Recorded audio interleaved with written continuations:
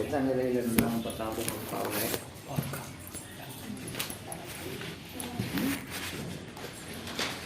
நூற்பாவில் எதை மாதிரி பார்த்தோம்?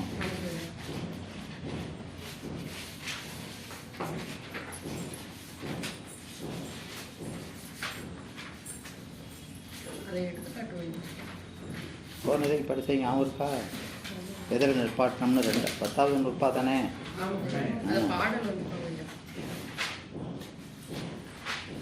ஆமாம், நாம் அந்த முதல் அதிகரணம் வந்தோம். முதல் அதிகரணம் இல்லையா? முதல் அதிகரணம் அந்த ஏகனாகி நிற்றல், ஏகனாகி நிற்றல் அந்த அதிகரணத்தில் நாம் ஏகனாகி நிற்கணும். எதுக்கு நிற்கணும்?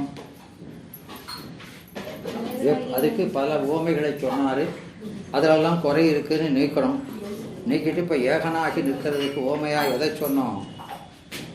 பரமேஸ்வரன் இந்த ஆன்மாவாக நின்ற முறையானே அவனிடத்து ஏகனாகி நிற்க. அதான கடைசியில் சொன்னது இல்லையாம்மா? எப்படி ஏகனாகி நிற்கணும்னாரு? அதுக்கு ஓமை என்ன சொன்னார்? தண்ணி கொடுமா. பரமேஸ்வரன் இந்த ஆன்மாவாய் நின்ற முறையானே பரமேஸ்வரன் கட்டு நிலையில, அதான் நின்ற அப்படிங்கிறதுனால கட்டு நிலை இல்லையா? அங்கே கட்டு நிலையில சொல்லலையே, எங்க நின்றன்னு சொல்லியிருக்கிறதுனால அது கட்டு நிலை. முறையானே, அப்போ அவன் இவனாய் நின்ற முறை, அந்த முறையானே இவன் அவனாய் நிற்க, இவன் அவனாய் நிற்கவே. அப்படி நின்னா நிற்க அப்படின்னா அது புயங்கோள். அப்போ நிற்கவே என்ன வரும்? என்னமா இருக்கும்? நடக்கும். அவ்வாறு நிற்கவே யான் எனது என்னும் செருக்கற்று, யான் எனது இந்த செருக்குங்கிறது இந்த செருக்குக்கு காரணமாய மல வாசனை இல்லையா? இது சிவத்தை காணும்போது கூட வருது, உலகத்தை காணும்போது வருது இல்லை. சிவத்தை காணும் போதே நான் பார்க்கிறேன், எனது அறிவை கொண்டு எனக்கு உரிமை உடைய சிவத்தை பார்க்கிறேன் அப்படின்னு அப்படி திருப்பிடியா இருக்குது.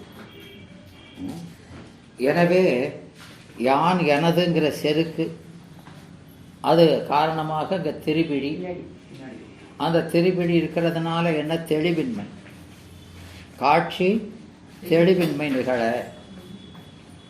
நிகழவே. அப்போ அந்த நிகழ்ச்சி, அந்த திருப்பிடி நிகழ்ச்சி தெளிவின்மை இருக்குதுன்னா அது நீங்கணும்.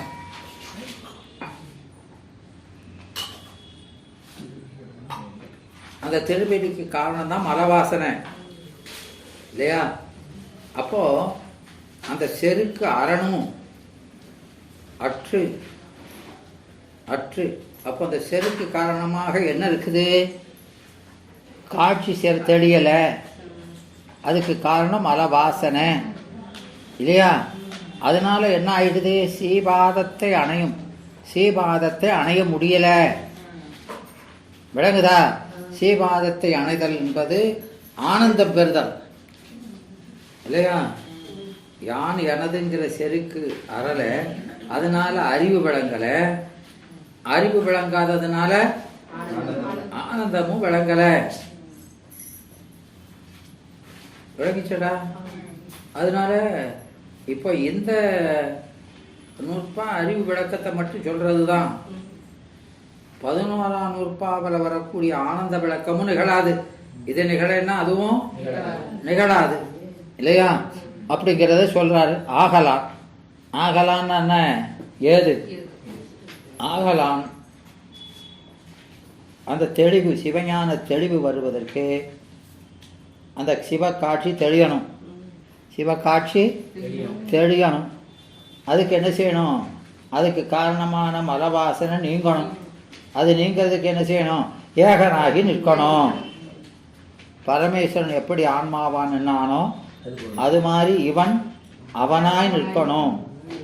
நின்னா செருக்கு அருவும், அந்த செருக்கு காரணமான மரம் நீங்கும், அதனால தெளிவு வரும். தெளிவு வந்தால் ஆனந்தத்தை பருகலாம் என்பது. எனவே இங்கே ஏகனாய், அப்படி ஏகனாய் அப்படி, அப்படின்னா எப்படி? ஏகனாய் அப்படி நின்றாலே, அப்படின்னா எப்படி? அதான் எம்முறையில் இவன் அவனாகவே, இவன் அவனாகவே அப்படின்னா இவனுடைய அறிவு அவனுடைய அறிவு என்று. நமக்குன்னு அறிவில்லை, எல்லாம் அவன் தந்ததுன்னு அடங்கி நிற்கிறது. விளங்குதா? இவன் அவனாக நின்றாலே அன்றி, நின்றாலே அன்றி நின்றால் மட்டுமே, நின்றால் மட்டுமே, வேற ஆப்ஷன் கிடையாது, வேற வழி. அப்போ நின்றாலே அன்றி யான் எனது எனப்படும், யான் எனது எனப்படும், யான் எனது எனப்படும்,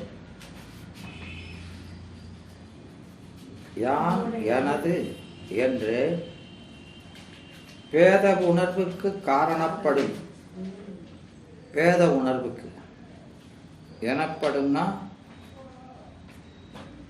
என்று பேதப்படும். விளங்குதமா?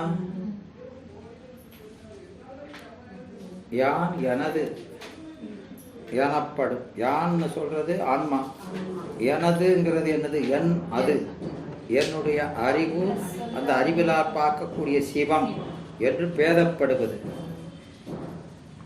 இதெல்லாம் பேதமா இல்லை, வேறான் இல்லாத சிவத்தை வேறாக காணுகிறோம். விளங்குதா? இதான் பேதம். வேறான் இல்லாதவனை வேறாக காணுகிறோம். அதனால யான் எனது என்று பேதப்படும் ஞாதாவும், எனது எனப்படும் ஞானமும், அதற்கு வினயமாய் எனது எனப்படும் நேயம். அப்போ யான் எனதுங்கிறது அறிகின்ற ஆன்மாவும், அவனுக்கு கருவியாகிய ஞானமும், அந்த கருவிக்கு இலக்காகிய சிவமும் என்று பேதப்படும். சிவையங்கிறது, சிவையங்கிறது அப்படி பேதப்படும் என பகுத்து காணும், பகுத்து காணும். இது மூணு வேற வேற நிக்கல, வேற வேற இந்த இருக்குது. இது நான் இல்லை, இது என்னால், இது என்னுடைய அறிவு, இந்த அறிவுக்கு ஏற்ற சிவம், இப்படி எல்லாம் தனித்தனியாவோ நிற்காவோ, எல்லாம் எங்கே நிற்காவோ? அறிவுக்குள்ளே தான் எல்லாம் இருக்காங்க இல்லையா? அறிவுக்குள்ளே ஒன்றா இருக்கிறவனை இப்படி வேற வேறையா பார்க்குறோம். அதனால இப்படி அது மயக்க உணர்வு. இப்படி பகுத்து காணுதது வேறு நில்லாததை வேறாய் காணும் மயக்க உணர்வு. மயக்க உணர்வுனா அந்த ஆராய்ச்சி அறிவுக்கு ஏதுவாய, அறிவுக்கு காரணமாய மலவாசனை நீங்காது, மலவாசனை நீங்காது. அந்த மலத்தடை, அந்த மலை தடை நீங்காது. அந்த மலத்தடை நீங்கலைனா சிவஞான தெளிவும் வரையாது, செழிவும் கூடாது, காட்சி தெரியாது. விளக்குதா? ஆமாம். அது நீங்கினால் அன்றி, அது நீங்களால்னா எது நீங்கினால்? அதுங்கிறது அந்த தடை, அந்த ஆணவ மல வாசனையினால் வரக்கூடிய தடை, அது நீங்கினால் அன்றி, சிவஞான தெளிவு கைகூடினால் அன்றி, முதல் மனது திருவாடி ஆகிய சிவானந்தத்தை அனுபவித்தலும் கூடாது. அந்த திருவடி இன்பத்தை நாம் நுகரவும் முடியாது, கூடாதுங்கிறது கைகூடாது. ஆகலான் அந்த மலவாசனை நீங்கி சிவானந்தத்தை அனுபவிப்பதற்கு அந்த மல வாசனை நீங்கி அறிவு தெளியணும். அதனால் சிவானந்தத்தை அனுபவிக்கணும். ரெண்டு நடக்கணும். அறிவு விளங்கணும், ஆனந்த விளக்கம் பெறணும். அது ரெண்டுக்கும் அதான் பயன். அதுதான் பயன். அதுக்கு அதுவே நானது அதுவேங்கிறது ஏகனாகி நிற்றல் என்ற சாதனமே. ஏகனாகி நிற்றல் என்ற சாதனமே.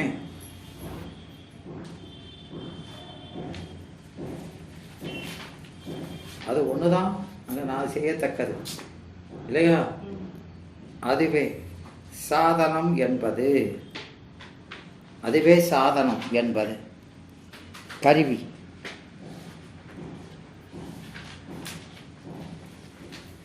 அப்போ அந்த சிவபோகத்தை பெறுவதற்கான சாதனம் என்பது பெறப்படுதலான், அறியப்படுதலான். ஏண்டுங்கிறது ஏண்டுனானது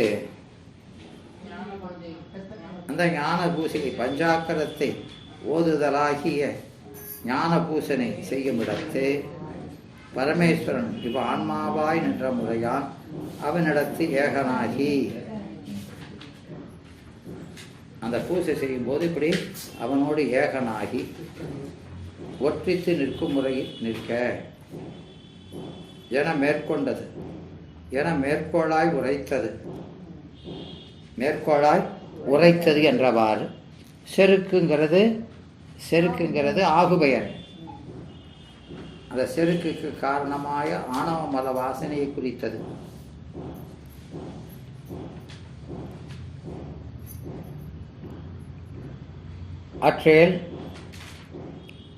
அற்றேல் நான் ஆனா என்ன ஞாதிரு ஞானம் நேயம். ஞாதிரு பார்ப்பவன் அறிபவன் அறிவு அறியப்படு பொருள் என பகுத்து காணும் காட்சி மயக்க உணர்வு ஆமாறி ஆயனம். இது எப்படி மயக்க உணர்வுங்க? நான் பார்க்குறேன், என் அறிவை கொண்டு பார்க்குறேன், சிவத்தை பார்க்குறேன். அப்படி பார்க்கறது எப்படி மயக்க காட்சிக்கிறீங்க? அது ஏன் மயக்க காட்சிங்கயோ?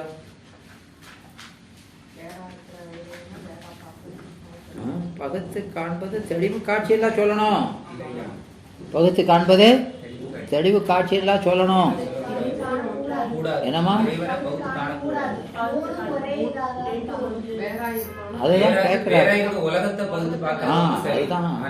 அது ஏன் மகுத்தி மயக்க காட்சின்னு சொல்றீங்க? பகுத்து காண்பது தெளிவு காட்சியில் இது வரைக்கும் படித்தோம். இப்போ ஏன் அங்கே மயக்க காட்சின்னு சொல்றீங்கிறது தான் தடை இல்லையா? அது மயக்க காட்சி ஆமாறு யாஞ்சனம் என்ற தடை ஆசங்கையை நீக்கி ஏதுவை வலியுறுத்துவதற்கு என்ன ஏது என்னது அவ்வாறு நின்றால் மட்டும்தான் யார் என்னது செவி கேட்டு அப்படி சிவாதத்தை அணையும் அப்படின்னு சொல்லியிருக்குது. அதனால அந்த கண்டிப்பாக இப்படி நிற்கணுங்கிறது அந்த ஏதுவை வலியுறுத்துவதற்கு எடுத்து காட்டும் உதாரணம். அதுதான் அந்த உதாரணம்ங்கிறது. உதாரணம் வெண்பா. நான் அவன், நான்கிறது உயிர், அவன்கிறது சிவம் என்று வேறு நில்லாத உயிரை வேறாக பகுத்து எண்ணினாருக்கும் வேறு நில்லாத உயிரை இவனை விட்டு நீக்கி நிற்க முடியாத உயிரை அகலாத மண்ணு போத திருவருள்னாரா இல்லையா? எங்கம்மா சொன்னாரு?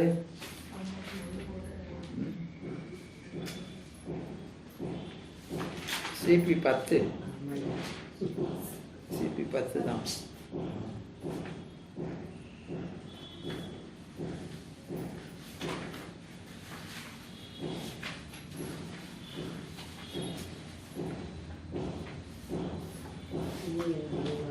அதில் சொல்வார் அது ஏன்னா அதை 19 சொல்லுவார். 19வது பாட்டு சிபி 19 என்னது? என்னரிதாய் நித்தமாய் இருள் மனத்தில் அழுத்தி இருவினையின் அப்போ அந்த ஆன்மாவை பற்றி அங்கே சொல்கிறாரா இல்லையா? அவங்க சொல்லும் போது அங்கே சொல்கிறாரு, உள்நிலவும் ஒளியதனால் இருள் அகற்றின்னு. அதனால உள்நிலவும் ஒளி, அதுதான் என்னது? உள்நிலவும் ஒளி. ஒளி அதனால் இருள் அகற்றி பாதம் உற்றிடும் நற்பசுவர்க்கம். அவனுடைய பாதத்தை அணுகுவதற்கு உள்நிலவும் ஒளிதான் இருளை அகற்றி பாதத்தில் கொண்டு சேர்க்கும் இல்லையா? அது இல்லாமல் நம்ம திருப்பாதத்தை அடைய முடியாது என்பது. அதனால நான் அவன் என்று வேறினில்லாத உயிரை வேறாக பகுத்து எண்ணினாருக்கும் அப்படிங்கிறது எண்ணினாருக்கும்ங்கிறது என்னது? இறந்தது தெளியது. அது எதை தெளிவு நிற்குது? இது எண்ணினார் எங்க எண்ணினார்? சுத்தத்தில். இது எங்க? சுத்தத்தில். அது எண்ணினாருக்கும்ங்கிறது அது பெத்தத்தில். நானே என எண்ணினாருக்கு போல, நானே என பெத்தத்தில் எண்ணினாருக்கு போல, பெத்தத்தில் எண்ணினாருக்கு போல நாடும் விடம். அந்த தற்போத முனைப்பு, தற்போத முனைப்பு ஒன்றை முந்தி அது அதுவாக காணும் அறிவு தான் அசத்துன்னு சொன்னாரா இல்லையா? ஆமாம், அப்படி முந்தி பார்க்கறது தற்போத முனைப்பு. காண்பான் உணர்வே உண்டாதல். உண்டாதல்னா என்னது? உண்டு ஆதலால், உண்டு ஆதலால் அப்படிங்கிறத உண்டாதல்னு சொல்லியிருக்குது.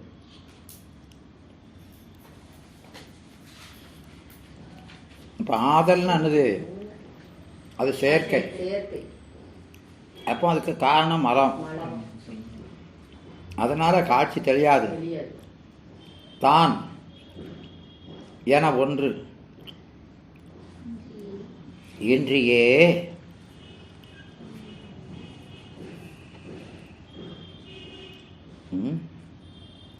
தான் என ஒன்று இன்றியே தான் அதுவாய், தான் என ஒன்று இன்றியே தான் அதுவாய். ஆன்மான்னு ஒரு பொருள் இல்லைன்னு அது சிவமாக தான் அதுவாய். நான் என ஒன்று இல்லைன்று, ஆன்மானு ஒன்று இல்லை என்று எல்லாம் தானே எனும் அவருக்கு, எல்லாம் சிவமே எனும் அவரை தன் அடி இல் வைத்து, தன் அடி இல்லென்று வைத்து, தன் அடியே இல்லென்று வைத்து. அப்போ தானாம் இறை, தான் ஆம் இறை, எல்லாம் இறையாய் நிற்கும். தான் ஆம் இறை, தான் இறையாம், நாம் அந்த சிவமாகவே நிற்கும். எனவே எந்த ஒன்றை செய்யணும் நானும் சிவனும் ஏந்து நின்றே அறிகிறோம் செய்கிறோம் என தன்னையும் இறைவனையும் வேறாக உணர்கின்றவருக்கும், முதல்ல எல்லாம் நானே நினைச்சான், எல்லாம் நான் செய்தோம்னு. இப்போ நானும் சிவமும் ரெண்டு கடையும் ஒண்ணுதான். நானும் சிவமும் சொன்னாலும் நானே சொன்னாலும் ஒண்ணுதான். என்ன ஒண்ணுதான்? என்னம்மா?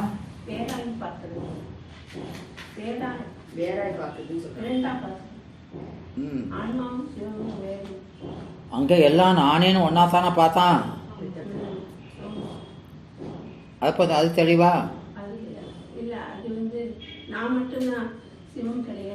ஆமா,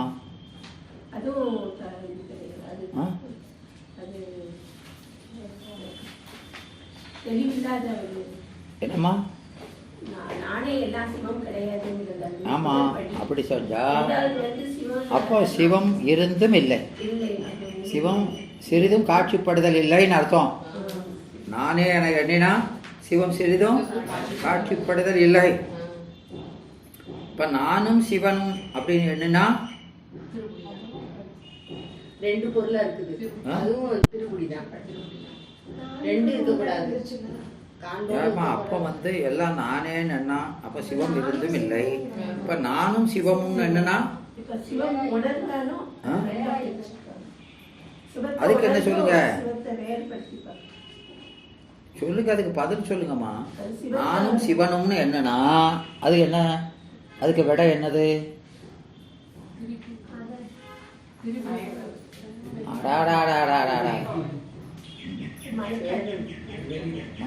ஒரு போட்டு போட்டு போது என்னம்மா, நானும் அவனும்னு எண்ணிட்டாலும் சிவம் மயக்க காட்சியாய் புலப்படுவதன்றி தெளிவு காட்சியாய் புலப்படுவதன்றுன்னு சொல்லணும். இல்லையா? அங்கே சிவமே நாங்கிறது சிவமே தெரியலம்மா. இப்போ நானும் அவனும்னு என்னன்னா சிவம் புலப்படுது, மயக்க காட்சியாய் புலப்படுவதென்று தெளிவு காட்சியாய் புலப்படாமையின் அதுவும் காணாததோடு ஒப்பதே. மயக்கமாக இருக்கிறதும் உங்கள் வீடு எங்கே இருக்குன்னே தெரியல இல்லையாம்மா?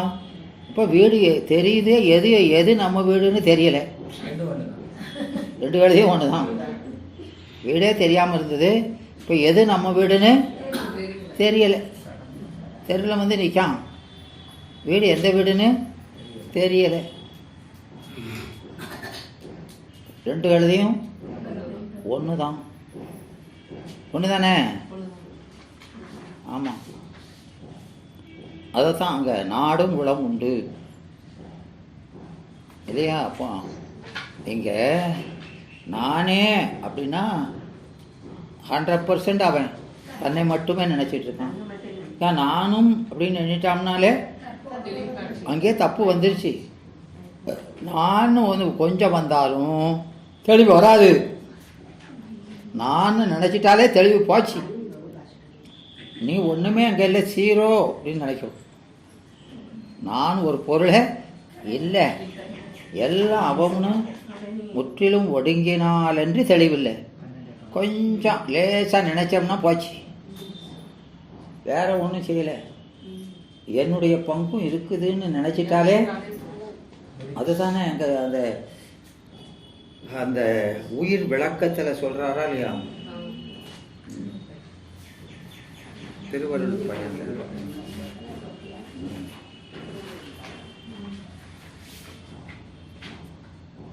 அதில் 7வது பாட்டு என்ன பாட்டு? தனக்கு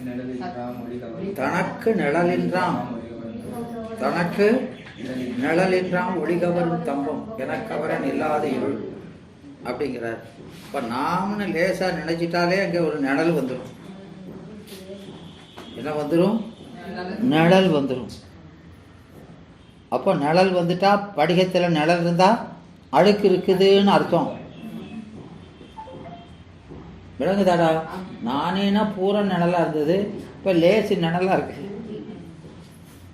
விளங்குதா? ஆமாம். அப்போ எல்லாம் தான் அப்படின்னு நிற்கணும். அப்போ தான் தெளிவாக நிழலே இருக்காது. புரியுதா?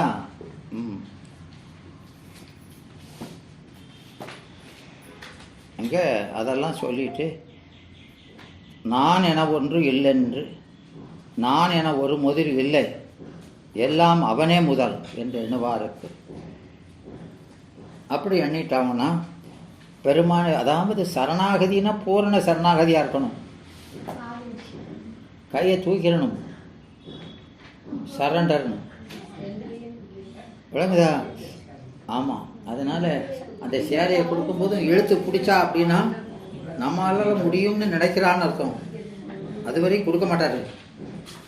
ஒன்றும் இல்லை அப்படின்னு கையை தூக்குனாதான் பெருமான் கொடுப்பார்.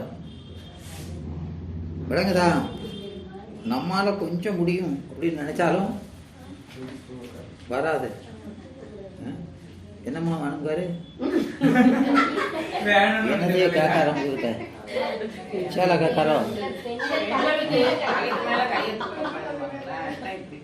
நான் கையை தூக்கி வரதுக்கு தான் குடுமி வச்சுருக்கேன் பாரு. பெண்கள் தூக்கி சாவி விடக்கூடாதுக்காங்க. அடுத்ததுக்கு போயிட்டாங்க. என்னம்மா? அடுத்ததுக்கு போயிட்டாங்க. பெண்கள் தலைக்கு அதுக்கு தான் நான் குடுமி வச்சுருக்கேன். அதுதான் என் கையை ரெண்டையும் தான் மேலே குடுமையில் வச்சுருக்கேன் பாரு. அதை தான் சொன்னார். உங்களுக்கு கேட்கலையே அவர் சொன்னது. அவர் சொல்லுது எனக்கு கேட்கு, உங்களுக்கு கேட்க. நான் அதான் கையை தூக்கி எப்போது இப்படி வச்சுட்டு இருக்கேன். பார்த்தேடா அப்படிங்காரு. இன்னைக்கு அதை எங்கே பார்த்துக்க போறியா? பார்த்தேடா பார்த்துட்டேடா இப்போ சரி பார்த்தா சரிதான். அதனால் அப்போ நம்மால் ஒரு என் செயலால் ஆவது ஒன்று இல்லை அப்படின்னு சிவனே எல்லாம் உன் செயலே என்று அப்படிங்கிறாரா இல்லையா? அப்படி சொன்னால் மட்டும்தான் நமக்கு அபயம். கொஞ்சம் நம்ம இருக்கோம்னு நினச்சோம்னா, ஏன்னா அந்த நானுங்கிறது லேசில் போகாதுமா. அதுதான் அங்கே அந்த சுத்த நிலையிலே அதை நாளாக சொல்கிறாரு. அருளிலை நான் மேலென்ற அருளே இல்லை, நான் தான் எல்லாம் அப்படின்னு நினைக்கிறது. அருளும் நானும் ரெண்டு பேரும் சேர்ந்து அப்படின்னு அருளை கருவியாக நினைக்கிறது. அருளை நமக்கு கருவியாக நினைக்கிறது இல்லையா? ஆமாம். அப்போ கடைசியில் தான் அருளினால் நான் மேல். நான் மேலானதுக்கே காரணம் அருள் என்று அடங்குதல். அப்படி ஒரு 4 ஸ்டெப் இருக்குது. அப்படி அப்படி போனால் தான் 3 நிலை அழுக்கு தான். அருளே இல்லைன்னு நினைக்கிறது ஒன்று தான். நானும் அருளும் ரெண்டு பேரும் சேர்ந்துன்னு நினைக்கிறதும் தப்பு தான். அருள் எனக்கு கருவியாக இருக்குதுன்னு நினைக்கிறதும் தப்பு தான் இல்லையா? எல்லாம் அருளே, நான் ஒன்றுமே இல்லை அப்படின்னு நினைக்கணும். அதுதான் தெளிவு. அது அப்படி படிப்படியாக தான் வருது. தசகாரியத்தில் அப்படி சொல்கிறாரு. எனவே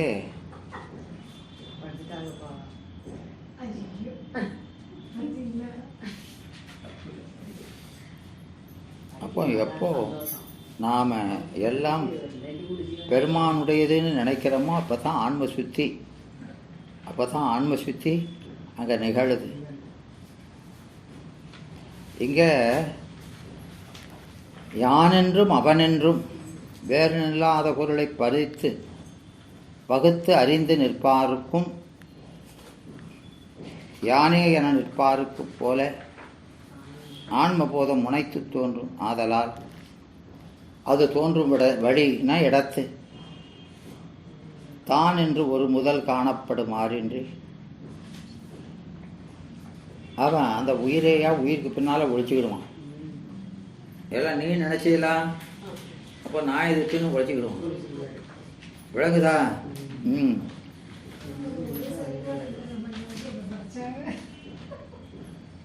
யான் என்று ஒரு முதல் காணப்படும் மாடு இல்லை என்று அறிந்து தானே முழுவதும் என சிவமே முழுவதும் என காண்பாரு. அவ்வாறு சிவம் தன்னின் வேறில் காணப்படுமாறு இல்லை என்று தனது திருவடி வியாபகத்துக்குள் அந்த சீவபோதம் அடங்கி நிற்கச் செய்து, அதான் எம்பிரான் பின்ன என்னை தன்னுள்ளே கறக்கும், தனக்குள்ள மறைச்சிடுவான். அப்படி மறைச்சி வைக்கிறது தான் நமக்கு பாதுகாப்பு. இங்கே இதில் ஆய் ஆம்ங்கிறத பற்றி அது செய்த நெச்சை செய்து எனும் வாய்பாட்டு வினையச்சம் அது காலம் உணர்த்தி நில்லாது. ஆய் ஆம்ங்கிறது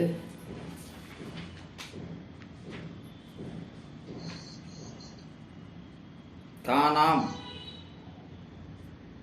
இல்லையா? அதுவாய் தானாம் அப்படிங்கிறது இந்த ஆய் ஆம்ங்கிறது. ஆய்ங்கிறது இறந்த காலம், ஆம் என்பது எதிர்காலம். இந்த ஆய் ஆம் என்பது காலம் உணர்த்தாது. அது பெருமானுடைய செயல் என்பதை மட்டுமே உணர்த்தி நிற்கும். அது பெருமானுக்கு வருது.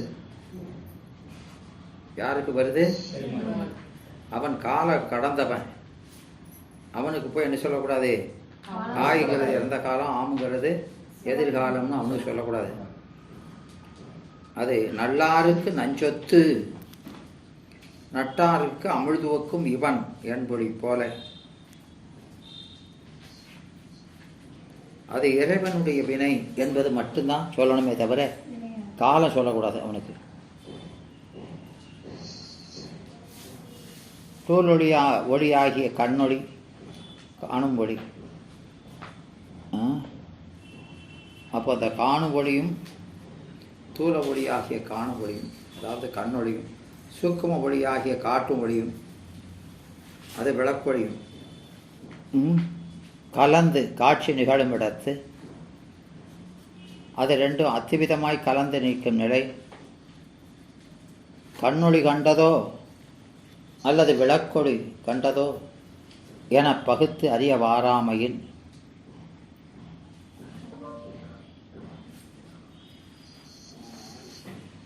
அப்போ கண்ணொளியாய் காணுங்கால் காணும் தன்மையே தற்போதுமே முனைத்து தோன்றும் ஆகலின் அந்த வழி விளக்கொளி இருந்தும் இல்லை. இப்போ விளக்கொளி காட்டுற ஒளி இருந்தாலும் நாம் அதில் அடங்கலை.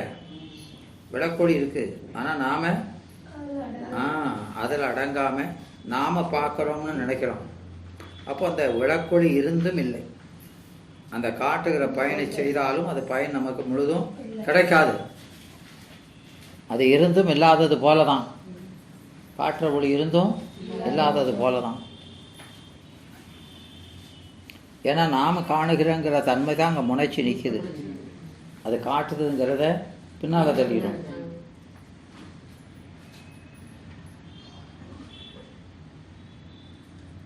இல்லை நாம் எல்லாம் விளக்கொளி தான் அப்படின்னு காணும்போது அப்போ அங்கே காட்டுகிற தன்மையே முனைத்து நிற்கும். அப்படி இருந்தால் கண்ணொளி இருந்தும் இல்லை ஆயிரும். கண்ணொளி இருந்தும் அது இல்லை, அதனுடைய பயன் இல்லை ஆயிரும். அப்போ கண்ணொளி இருந்தும் அது பயன் இல்லைன்னா அதனுடைய தற்போதம் இல்லை, எல்லாம் அப்போ தெளிவு தான்.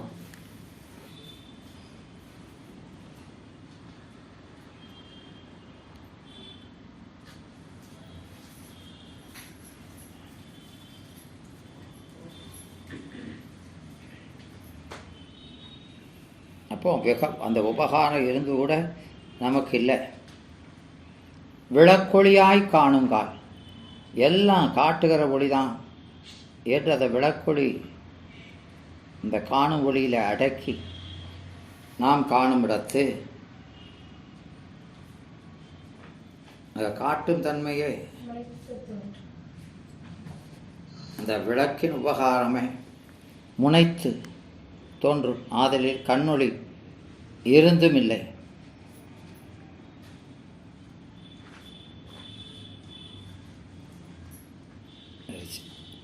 அந்த சிவபோதத்தில் அடங்கி நிற்கும், வேறு காணப்படாது நிற்கும்.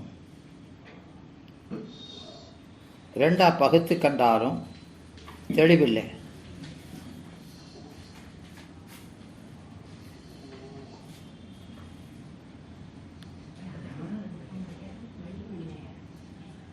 இப்போ இரண்டுமாய் காணப்போகினும் இந்த காணும் தன்மை தான் முனைத்து தோன்றுகிறார். இதில் இந்த தான் அதுவாய் ஆய் ஆம்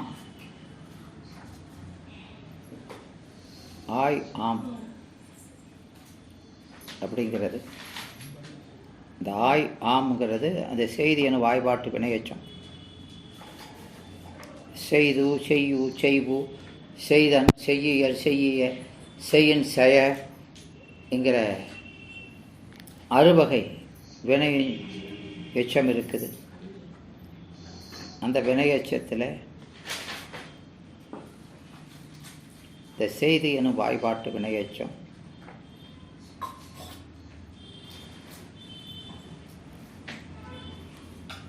அந்த செய்து என்பதில் அந்த இறுதியில் உள்ள உகரம் செய்து என்பது அது இயல்பாக செய்துன்னு நிற்கும். சில இடத்துல அந்த செய்துங்கிறது இகரமாய் தெரிந்து, அந்த உகரம் செய்துங்கிறது இகரமாய் தெரிந்து அப்படி நிற்கும்.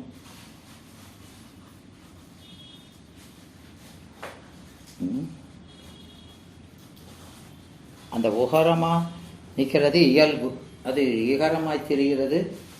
சில இடத்துல தெரிஞ்சு நிற்கும். முதல் எழுத்து நெடிலாயின், அந்த முதல் எழுத்து நெடில் எழுத்தா வந்தால் அந்த உகரம் கெட்டு எகரமாய் வரும். 3 விதமாக சொல்கிறார். செய்துங்கிறது இயல்பாயும் வரும், சில இடத்துல இகரமாய் தெரிந்து வரும்.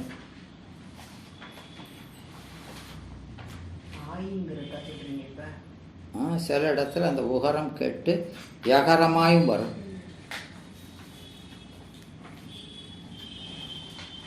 இயல்பாய் வருவதற்கு இப்போ நக்கு அப்படிங்கிறோம்.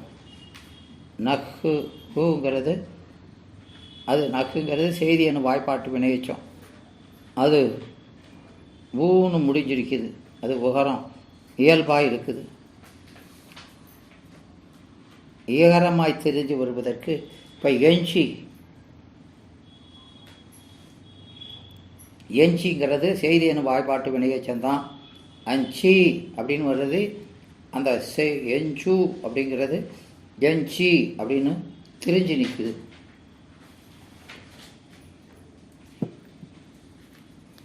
அது நெட்டெழுத்து முதலாய் வந்தால் நெட்டெழுத்து இப்போ ஆய் ஆங்கிறது நெட்டெழுத்து, ஆங்கிறது நெடில் தானே. ஆய் அப்படிங்கிறது நெட்டெழுத்து முதல்ல இருந்தா ஈ அப்படின்னு அந்த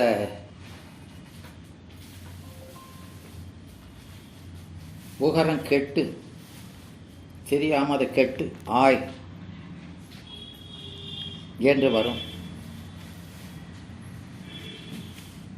இப்போ செய்து வந்தான் செய்து அப்படிங்கிறது இயல்பாக வருது. செய்து வருகிறான், செய்து வருவான் என்பதெல்லாம் முதல்வன் உண்டு அன்றே. அந்த முதல்வனுக்கு இயல்பாய், இந்த முதல்வனிடத்து இயல்பாய் உள்ள ஆய் ஆம் என்னும் அந்த வினை காலம் காட்டாது. இறைவனுக்கு சொல்லும்போது காலம் காட்டாது.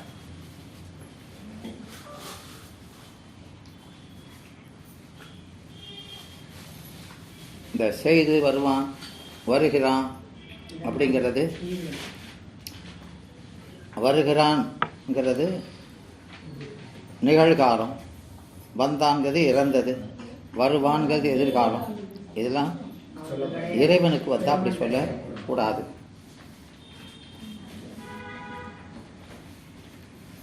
அது முதல்வன் வினை என்பதை மட்டும் உணர்த்தி நிற்கும். அதனால் நல்லாருக்கு நஞ்சொத்து நட்டாருக்கு அமிர்தோப்பும் அப்படிங்கிறதுக்கும் அப்படி கொள்ளக்கூடாதுன்னு சொல்கிறார்.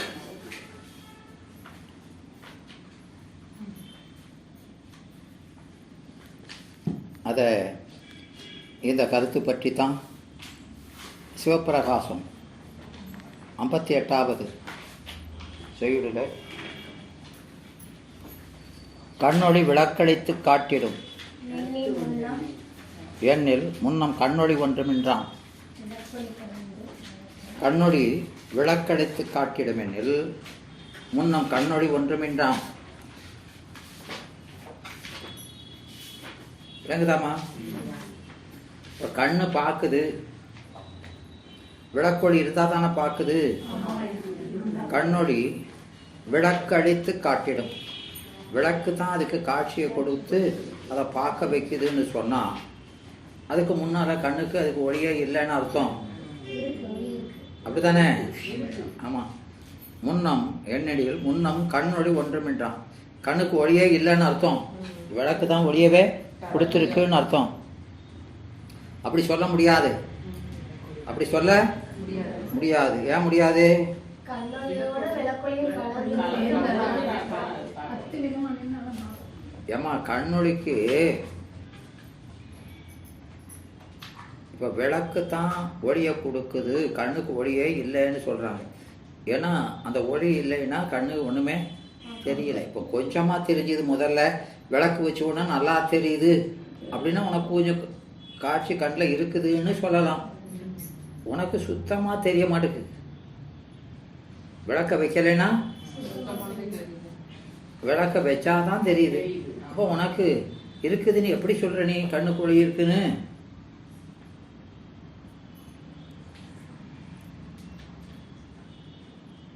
ஏமா கொஞ்சமா லேசா தெரிஞ்சுது, இப்போ நல்லா தெரியுதுன்னா சரிதான் நீ சொல்றது. அதான் சுத்தமா தெரியலையே விளக்கு இல்லைன்னா பிறகு எப்படி இருக்குங்க அப்படின்னு கேட்குறாரு. இதுக்கு என்ன சொல்வீங்க?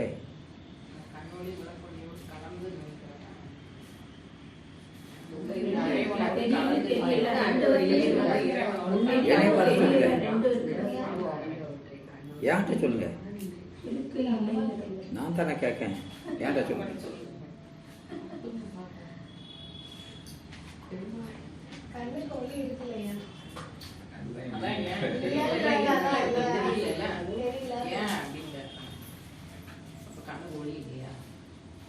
சொல்லுங்க, பதில் சொல்லுங்க. ஏமா என்ன பதில் சொல்லணும்னா,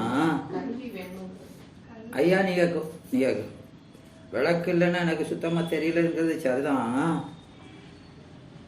கண்ணுக்கு ஒளினா குருட்டு கண்ணுக்கு வெளியே வச்சா தெரியுமா? அதுதான் கொடுக்கணும். குருட்டு கண்ணுக்கும் வெளியே கொடுக்கணுமே.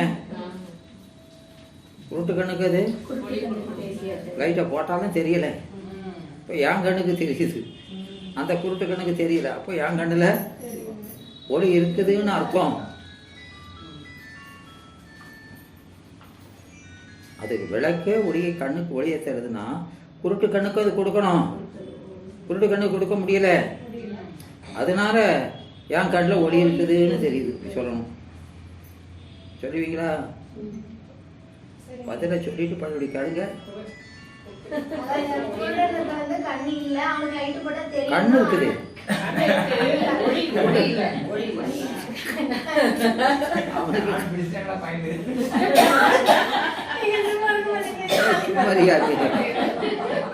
உள்ள உட்காந்து குழப்பி இருக்கேன். கண் ஒளி இல்ல, கண்ணுல ஒளி இல்ல, ஆனா லைட் போட்டாலும் அவருக்கு தெரியணும், அவருக்கு தெரியல. அப்பனா லைட் வந்து ஒளி கொடுக்குதுன்னு நம்ம சொல்ல முடியாது. ஆனா லைட் போட்டா கண்ணுல ஒளி இருக்கிற எனக்கு தெரியுது, அப்பனா எனக்கு ஒளி இருக்குங்கிறது எனக்கு அப்படின்னு நம்ம அவனுக்கு பதில் சொல்றோம் இல்லையா? அதுதான் கொடுக்கணும்னா குருட்டு கண்ணு கொடுக்கணும் இல்லையா? குருட்டு கண்ணுக்கு அதனால கொடுக்க முடியல, அப்போ அது கொடுக்கல இல்லையா? சடம் ஒன்றும் இதை கொடுக்க முடியாதுங்கிறது விளக்குதாமா? இப்போ அதுக்கு என்ன சொல்றாரு? அப்போ இவர் அது கண்ணுக்கு ஒளி இருக்குங்கிறது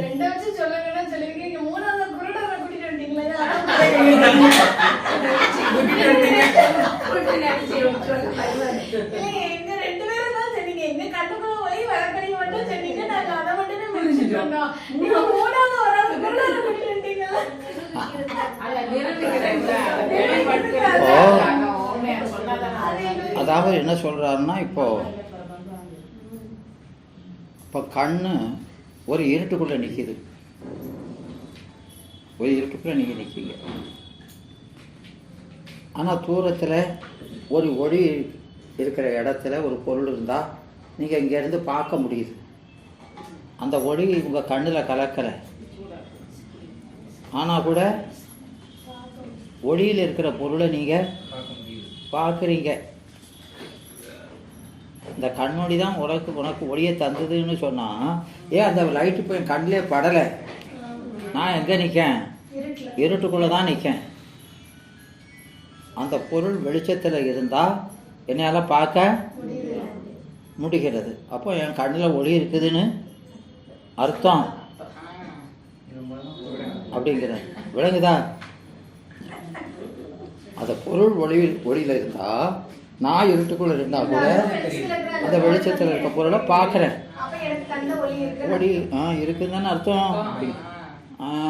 ஆமாங்கன்னு வேற என்ன சொல்ல முடியும்? விளங்குதா அப்படின்னு சொல்கிறோம். ஆனால் இங்கே ஒளி இல்லாமல் பார்க்க முடியும்னா அந்த பார்க்குற பொருளில் ஒளி இல்லாமல் அது இருட்டுக்குள்ளே இருந்தால் பார்க்க முடியாது. அந்த இருளை அகற்றி என் கண் காண முடியாதே தவிர, இல்லையா? கண்ணுக்கு ஒளி இருக்குது அப்படி. அதான் அங்கே அந்த அடுத்ததில் சொல்கிறது, விளக்கொளி கலந்தவற்றை, விளக்கொளி கலந்த ஒரு பொருளை கண் அகல நின்றே கண்டிடும். அந்த ஒளிக்கு வேற நின்று தூரத்தில் இருந்து பார்க்கும். அப்போ அது ஒளி இருக்குதுன்னு அர்த்தம், இல்லையா? வேறு காணாம், தனித்து காணாது, இல்லையா? அந்த ஒளி அந்த காணுகிற பொருளை விளக்கியிருக்கணும். அதில் கூட அந்த ஒளி இல்லைன்னா பார்க்க முடியாது. அப்படி கண்ணொளி விளக்கின் ஜோதி கலந்திடும். அப்போ அந்த கண்ணொளிக்கு விளக்கொளி காட்ட அது காணுதுன்னா கருத்து ஒன்றென்று. அப்போ ரெண்டு கலந்து நின்று காணுது அப்படின்னு சொன்னால் ரெண்டும் ஒத்ததல்ல. ரெண்டு பேரும் சேர்ந்து பார்க்காங்கன்னா ரெண்டு ஒத்ததுன்னு சொல்லிடக்கூடாது. அப்படி சொல்ல கூடாது. ஏன் கூடாது? என்னம்மா?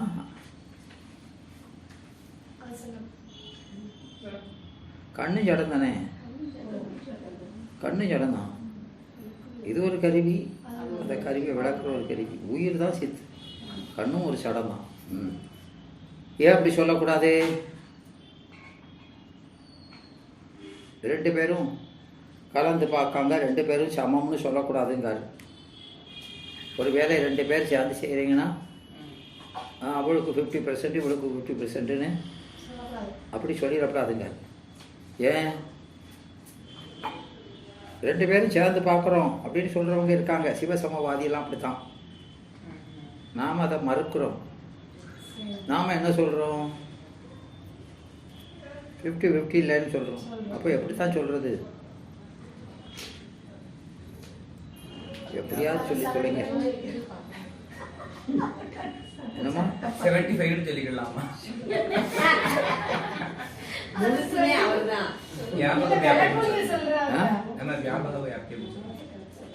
அது இல்லை. எப்படின்னா ரெண்டும் கலந்து காணா காட்டுத ஒளியினுடையதுதான் கூடுனது. காணும் ஒளிங்கிறது எப்போதும் அதுக்கு அடங்கினது தான். ரெண்டும் ஒத்ததா சொல்ல முடியாது. காற்றவனுடைய அறிவு கூடுனாதான் இருக்கணும். காணுகின்றவனுடைய அறிவு அவனை விட குறைவாக தான் இருக்கும். விளங்குதாமா? காட்டுகிற ஒளி எப்போதும் சூக்குமும், காணுகிற ஒளி எப்போதும் அந்த பேதம் எப்போதும் இருக்கும். விளங்குதா? அதனால ரெண்டும் சேர்ந்தாலும் அதுவும் இதுவும் ஒன்றும் இல்லை. காட்டுகிறவனுடைய அறிவு கூடனாகத்தான் இருக்கும், காணுகின்றவனுடைய அறிவு தூலமாக தான் இருக்கும். அதான் கருத்து ஒன்றென்று.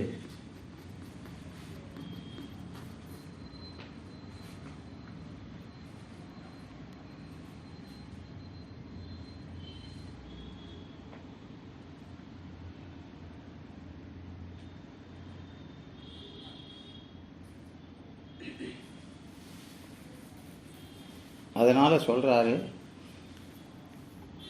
காண்பவன், காட்டுபவன், காணப்படு பொருள் என்னும் மூன்றினையும் கொன்ற இடத்தும்.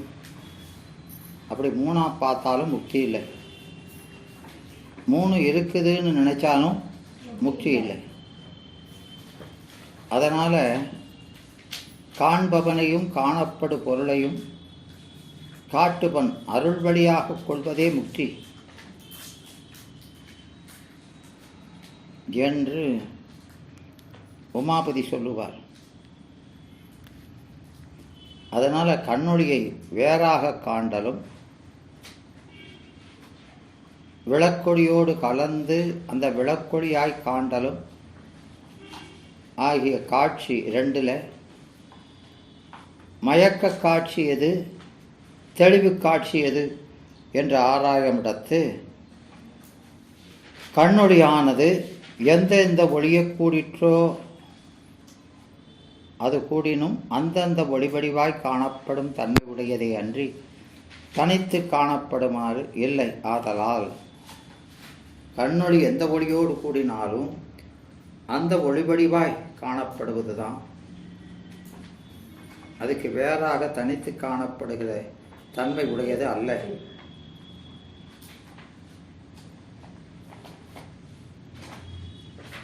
அப்படி தனித்து காணப்படாத கண்ணொளியை,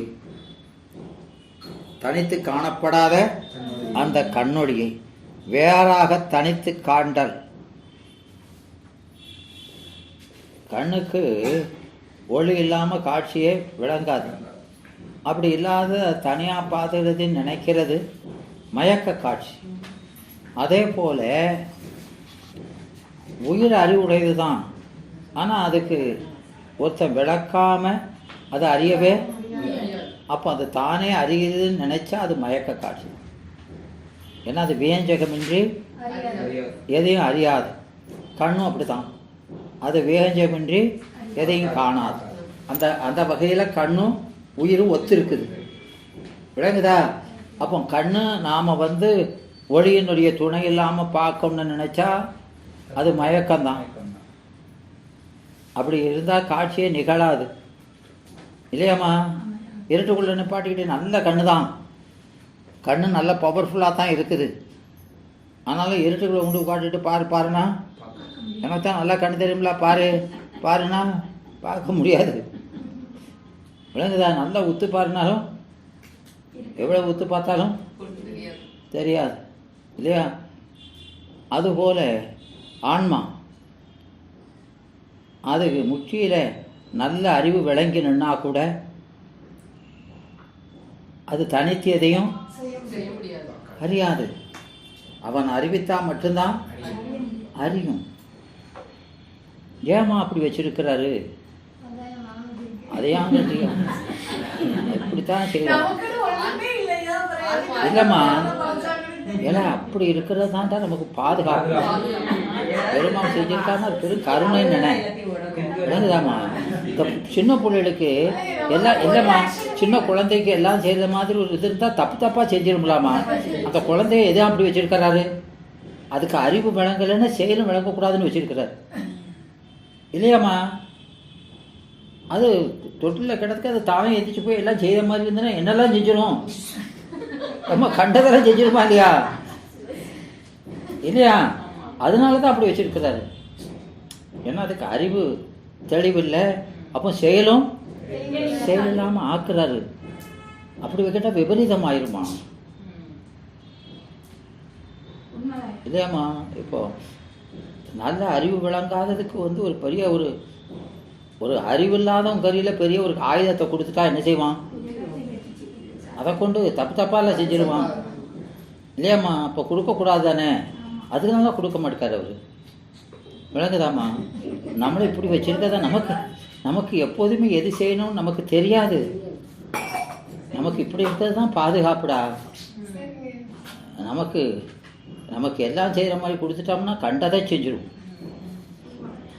வேற எதுவும் அவன் காட்டினா தவிர வேற எதையும் பார்க்க முடியாமல் இருக்கிறது தான் நமக்கு பாதுகாப்பு. விளங்குதாம்மா? அதனால இங்கே அந்த கண்ணொளியை வேறாக காண்பதும் விளக்கொளியோடு கலந்து அந்த கண்ணொளியாக காண்பதும் அதில் மயக்க காட்சி என்பது தெளிவு காட்சி யாது என்று ஆராயுமிடத்து கண்ணொளி எந்த ஒளியாய் கூடியதோ அந்த ஒளி வடிவாக மாறுது. ஆனால் விளக்கொளி அப்படி இல்லாமல் அது எப்படி நிற்கிது? விளக்கொளி எப்படி இருக்குதுமா? ஏம்மா கண்ணொளி விளக்கொளி 2 ஒளியை வச்சுப்போம் ஆராயிறாரு. இப்போ நம்ம கண்ணொளி எப்படின்னா எந்த ஒளியோடு கூடுதோ அது தகுந்தாப்ப நம்ம கண்ணு ஒளி மாறிக்கிட்டே இருக்கு. ஆனால் விளக்கொளி அது மாறாமல் எப்படி ஒன்று போல நிற்குது இல்லையாம்மா? இல்லையா? அப்போ மாறிக்கிட்டே இருக்கிற ஒளிங்கிறது அது நல்ல ஒளி இல்லை. அதுக்கு திறமா ஒரு ஒளி இல்லைன்னு தானே அர்த்தம். அதை விட இப்போ அந்த விளக்கொளி நம்ம கண்ணொளியோட பெற்றன்னு ஆயிடுதா இல்லையா? அதுக்குன்னு சுதந்திரமாக ஒரு ஒளி இருக்குது. நமக்கு சுதந்திரமாக ஒரு ஒளிங்கிறது இல்லை. விளக்குதாமா? விளக்கொளி சூரிய ஒளியோடு ஒப்பிடும்போது அது கம்மி தான். ஆனால் கூட அதுக்குன்னு ஒரு சுதந்திரமாக ஒரு ஒளி இருக்குது. ஆனால் நம்மகிட்ட அது கூட இல்லை. விளங்குதா? அதனால அந்த விளக்கொளி, அந்த சூரிய ஒளி, சந்திரன் ஒளிகள் கண்ணொளியோடு கூட விடுத்து கண்ணொளியாக காணப்படாமல் அந்தந்த ஒளிகளாகவே காணப்படும். ஆதலால் அவ்வாறு தனித்து காணப்படும் விளக்கொளி முதலியனவாக கண்ணொளியை காணும் காட்சி தெளிவு காட்சி எனவும். இப்போ கண்ணொளிக்கு காட்டுறது எது? விளக்கொளி இல்லைன்னா சூரிய ஒளி. ஏதோ ஒரு அந்த ஒளி அது காட்டுறதுனால அது மாறாமல் நிற்கிது. நம்ம கண்ணொளி மாறுது. எந்த ஒளி காட்டுதோ அது தந்தாப்புல மாறுது இல்லையாம்மா? அப்போ அந்த மாறாமல் நிற்கிற ஒளி தானே சிறப்புடையது. மாறாமல் நிற்கிற ஒளி தான் சிறப்புடையது.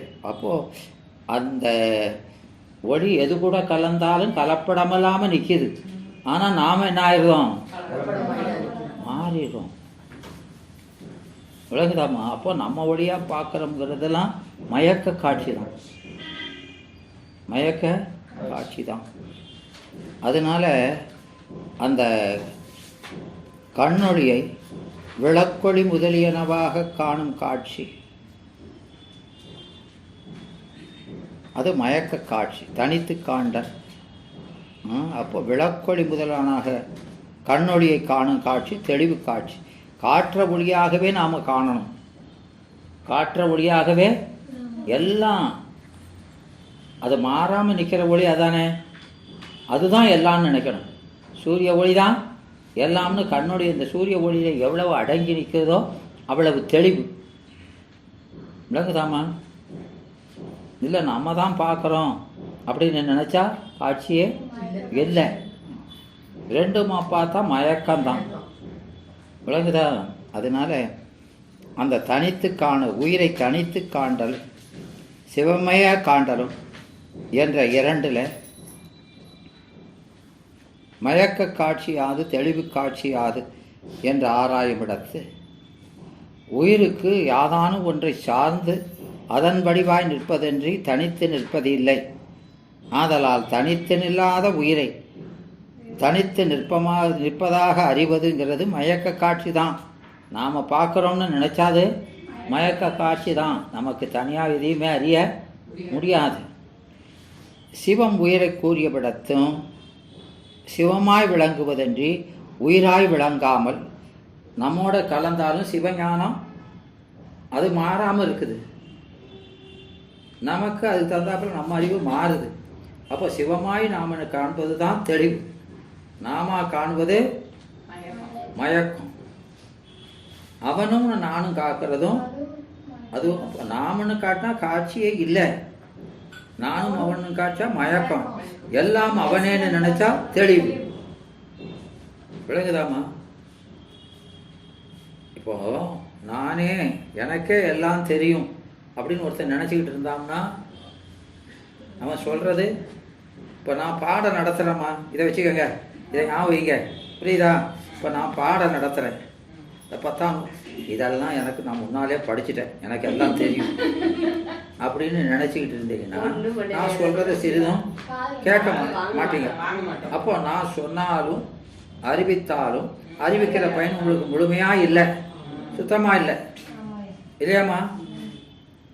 சரி, நானும் கேட்குறேன், அவர் சொல்கிறாரு அப்படின்னு ரெண்டாக நினைச்சேன்னா அப்படி உங்கள் கருத்தையும் அவர் கருத்தையும் ரெண்டையுமா பார்த்தீங்கன்னா ஒரு பொருளை பற்றி நான் சொல்கிறேன், அதுக்கு முன்னாலே உங்ககிட்ட ஒரு கருத்து இருக்குது.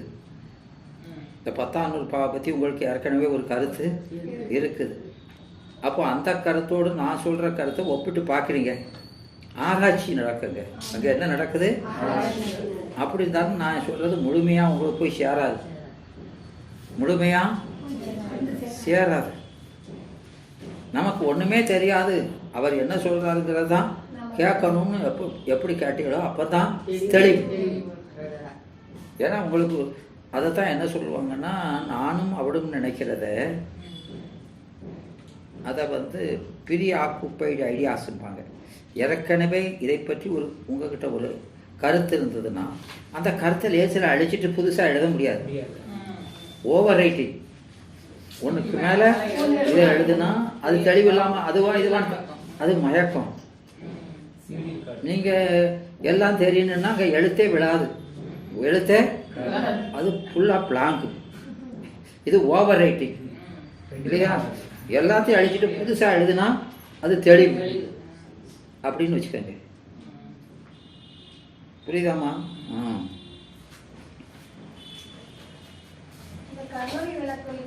என்னம்மா? கண்ணொளி விளக்கொலியே தான் எல்லாத்துலயும் வருது. என்ன சொல்றாங்க? அது எப்பவும் போல இயல்பா இருக்கு. வேற ஏதாவது விளக்கம் சொல்லுங்க. எல்லாருக்குமே கண்ணொளி விளக்கொலி தான் எடுத்துக்காட்டே சொல்லிக்கிட்டு இருக்கிறோம். சரி, அது போக வேற எக்ஸ்ட்ரா ஏதாவது இருக்குதா? இல்லாம சொன்னாங்க. அதுதான் அந்த பாடத்தை சொல்லுது. பாடத்தை சொன்னாங்க. எதை பற்றினாலும் சரிதான், எதை பற்றி எதை ஒன்று அறிஞ்சாலும் நமக்கு எதுவுமே தெரியாது, இப்போ தான் புதுசாக வாங்க போகிறோம் அப்படின்னு நினச்சி அந்த முதல்ல நம்முடைய எண்ணங்களை மேக்கிட்ட கிளீன் ஸ்லைட்டும்பாங்க. பழைய இதெல்லாம் இருந்தால் தான் அழிச்சிடணும். அழிச்சிட்டு ஃப்ரெஷ்ஷாக கேட்டினீங்கன்னா உங்களுக்கு தெளிவாக இருக்கும்.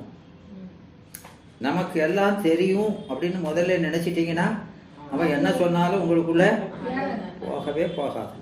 நமக்கு தான் இது தெரியுமே அப்படின்னு நினச்சிட்டா உங்கள் கவனம் அங்கே போகாது. அவன் என்ன சொன்னாலும் உங்கள் காதுக்குள்ளே அது ஏறாது. தாகமே இல்லை, தாகம் இல்லாதவனுக்கு ருசிக்காது, அதனால போகாது இல்லையாம்மா? நமக்கு தெரியும்னு நினைச்சா அந்த கருத்து மேலே இவர் புதுசாக என்ன சொல்கிறாருன்னு பார்க்கும் அப்படின்னு நினச்சிக்கிட்டு இருந்தீங்கன்னா அது ஓவர் ரைட்டிங். விளங்குதா?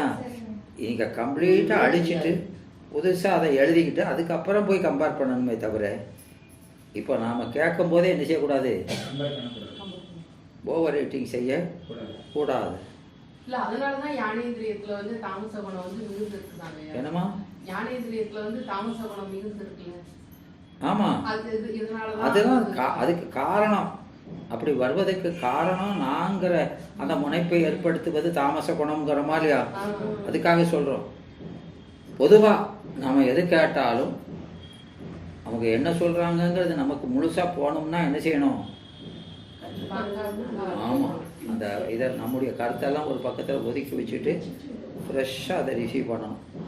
அப்போ தான் உங்களுக்குள்ள போகும். நமக்கு தெரியும்னு நினச்சிட்டா அதை ரிசீவ் பண்ண மாட்டோம்.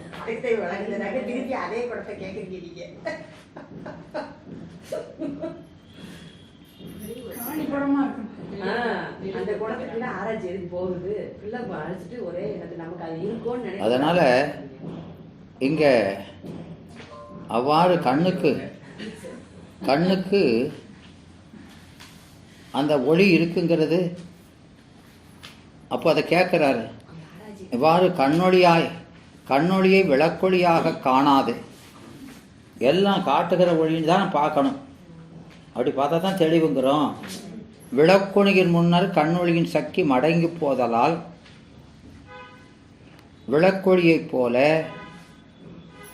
அக்கண்ணொளி தெளிவாய் அறியப்படாதது ஆயிற்று என்று சொல்லலாமோ? எனில் சொல்ல மாட்டோம்.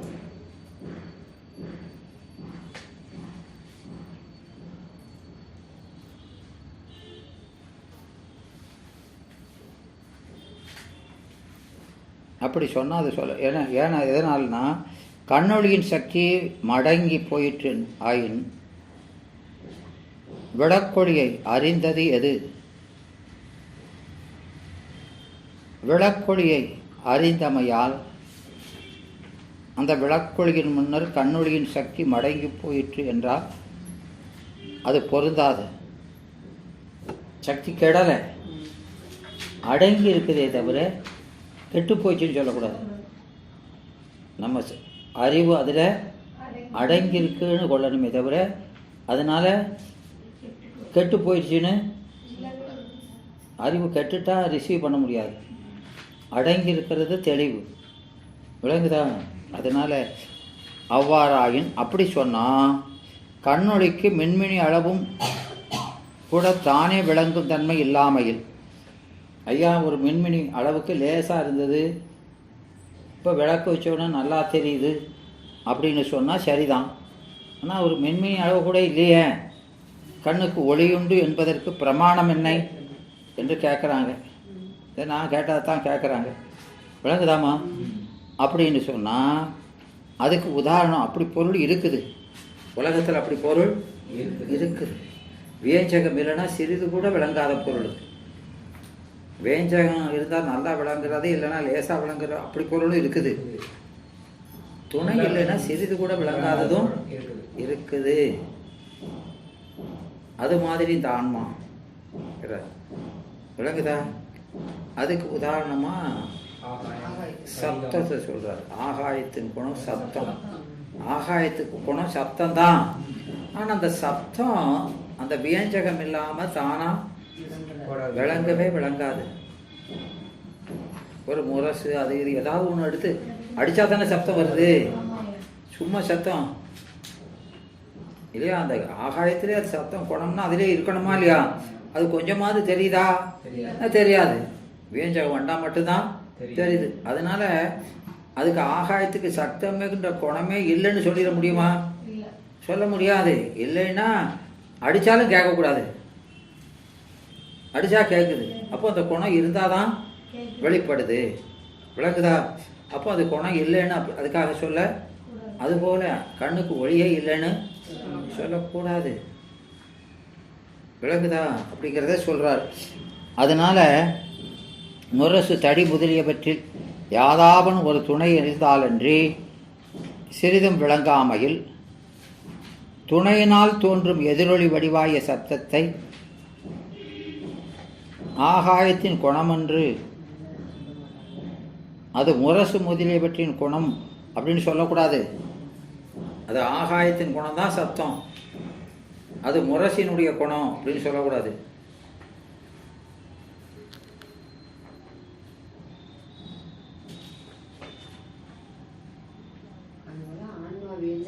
என்னமா? அதுபோல கண்ணின் குணமாகிய ஒளியும் விளக்கொளி முதலிய துணையுள்ள இடத்து விளங்குதலும் அந்த துணை இல்லாத இடத்து விளங்காது இருத்தலும் ஆகிய அவ்வளவே அன்றி பிரிதில்லையா? கண்ணுக்கு ஒளி இல்லை என்று கூறுதல் பொருந்தாது. விளங்குதா? அந்த கண்ணொளியானது துணையொளி சிறிதாக இருந்தால் அதன் விளக்கமும் சிறிதாக இருக்கும். அந்த துணை ஒளி பெருசாக இருந்தால் விளக்கமும் பெருசாக இருக்கும். இவ்வாறு தனித்து அறியும் தன்மை உயிரின் அறிவுக்கு இல்லாமையால் உயிருக்கு அறிவு இல்லை என்றால் பொருந்தாது. அந்த உயிரினுடைய அறிவு சிற்றறிவை உண்டு பண்ணுகின்ற தனு கரண புவன போகங்களுடன் கூடில் ஏகதேசமாய் விளங்கி அருளோடு கூடினால் வியாபகமாய் விளங்கியும் நிற்கும் என்பது.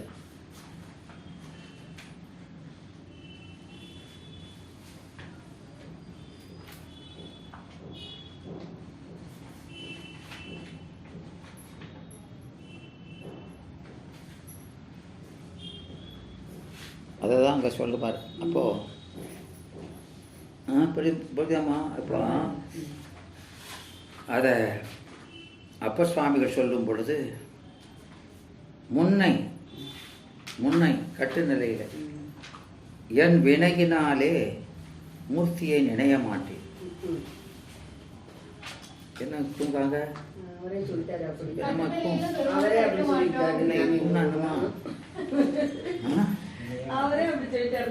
என்னடா அவரே அப்படி சொன்னா நான் என்ன செய்வான்?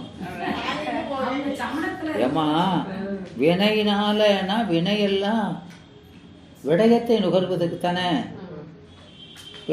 வினை வழி நுகர்வதெல்லாம் என்னது? இன்ப துன்பம் தானம்மா. இன்ப துன்பமெல்லாம் இன்ப துன்பத்துக்கு ஏதுவான உலக விடயங்களை தானே அறிகிறோம்.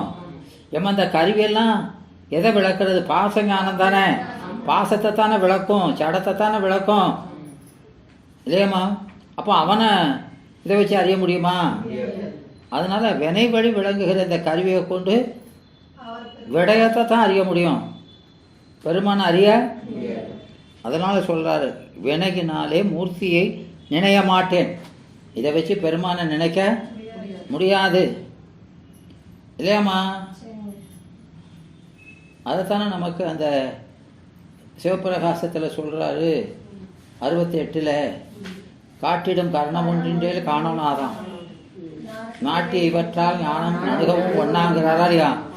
ஆமாம், இதை வச்சு அவன் ஞானம்லாம் வராது, ஞான பொருள் அறியவும் முடியாது இல்லையா? அதனால பின்னை நாள் முன்னை வினை வழி நிற்கும் போது விடயத்தை தான் அறிவேனே தவிர பெருமான அறிய மாட்டேன். பின்னை அறிவு விளங்குன சுத்த நிலையில் பின்னை நான் பித்தனாகி அந்த சிவத்துக்கு பித்தனாகி பிதற்றுவன் பேதை. என்ன சொல்கிறோம்னே தெரியாமல் உளறிக்கிட்டு கிடக்கேன் பேதை. அப்பவும் பேதையன்தான், என்னுள்ளே மண்ணின் என்ற சீர்மை அது ஆயினானே, என்னுள்ளே நினைய மாட்டேன், என் செய்வான் தோன்றினேனே அப்படின்னு சொல்கிறாரு. விளக்குதாமா? முன்னால் வினையினால் நான் மூர்த்தியை நினைக்கலை, பின்னால் நான் கிறுக்கு பிடிச்ச மாதிரி ஆயிட்டேன், பித்து பிடிச்சிட்டு பிதற்றுவன் பேதை. என்ன சொல்கிறோம்னு என் வசத்திலேயே இல்லை. அதனால் என்னுடைய நினைய மாட்டேன், என் செய்வான் ஏழையேன்னு. நான் என்னத்தை நுகர்றேன், என்னத்தை அனுபவிக்கணும்னு எனக்கே தெரியலை. நான் என் வசமே இழந்து என்னை மறந்து நிற்கிறேன். அதனால் நான் எதை அறிஞ்சோம்னு எனக்கே தெரியாது. அப்போ என்னுள்ளே மண்ணில் நின்று அந்த சீர்மை அது ஆயினானே, அந்த பெருமானே எல்லாமா அங்கே நிற்கிறானே. என்னுள்ளே நினைய மாட்டேன், என்னில் அவனை வேறாக நினைய மாட்டேன். என் செய்வான் ஏழையேனே, அவன் தான் பெருஞ்செல்வன் என்பது விளங்குதாமா? நாம் என்ன செய்கிறோம்னு நாம் சிறிது நினைக்காம இருக்க. விளங்குதாமா? எனவே எனக்குள்ள மண்ணி நின்று பெரும் செல்வமாய் நிற்கிறவனே, என்னுள்ளே நினைய மாட்டேன், என் செய்வான் ஏழையனே அப்படின்னு அருமையாக சொல்வார். பின்னாலேயும் அந்த முக்தி நிலையில் நான் என்ன நினைக்கிறேன், எதை அனுபவிக்கிறோம்னு எனக்கே தெரியலை அப்படிங்கிறார். எனவே அவ்வாறு கண்ணுக்கு ஒளியின்று என்றே வைத்துக் கொள்கிறோம். சரி, அப்போ கண்ணுக்கு ஒளி இருக்குன்னு வச்சுக்கிட்டா அந்த சிவப்பிரகாசத்தில் கூறியபடியே கண்ணொளியும் விளக்கொளியும் கலந்து நிற்கும் என்பதற்கு பிரமாணம் யாது? கண்ணொளியும் விளக்கொளியும் கலக்கும், ரெண்டு சேர்ந்து தான் பார்க்குது அப்படின்னு நீங்கள் சொல்கிறீங்க. ஐயா, ரெண்டும் கலக்குங்கிறதுக்கு என்ன பிரமாணம் அப்படின்னு கேட்குறாரு. சொல்லுங்க. அது உடனாய் கண்களி விளக்கொளி உடனாய்.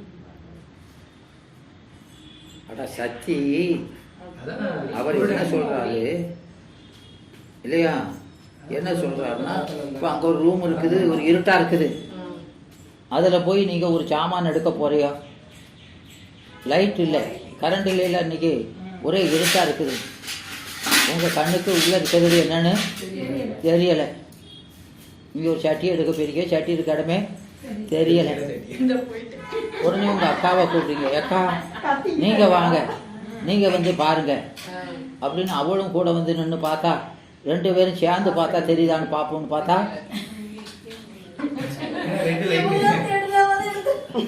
இவளாவது பாப்பாவோ அவள் அதுக்கு மேலே கொடுங்களோ.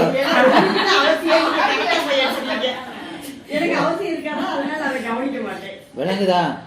சரி, கூட 4 பேரை கூப்பிடுங்க, எல்லாருமா சேர்ந்து பார்ப்போம் அப்படின்னா 10 பேர் வந்து நின்னாலும் சரி. அப்போ இந்த கண்ணொளி ஒரு கண்ணொளி இன்னொரு கண்ணொளியோட கலந்து பார்க்க மாட்டேங்குது.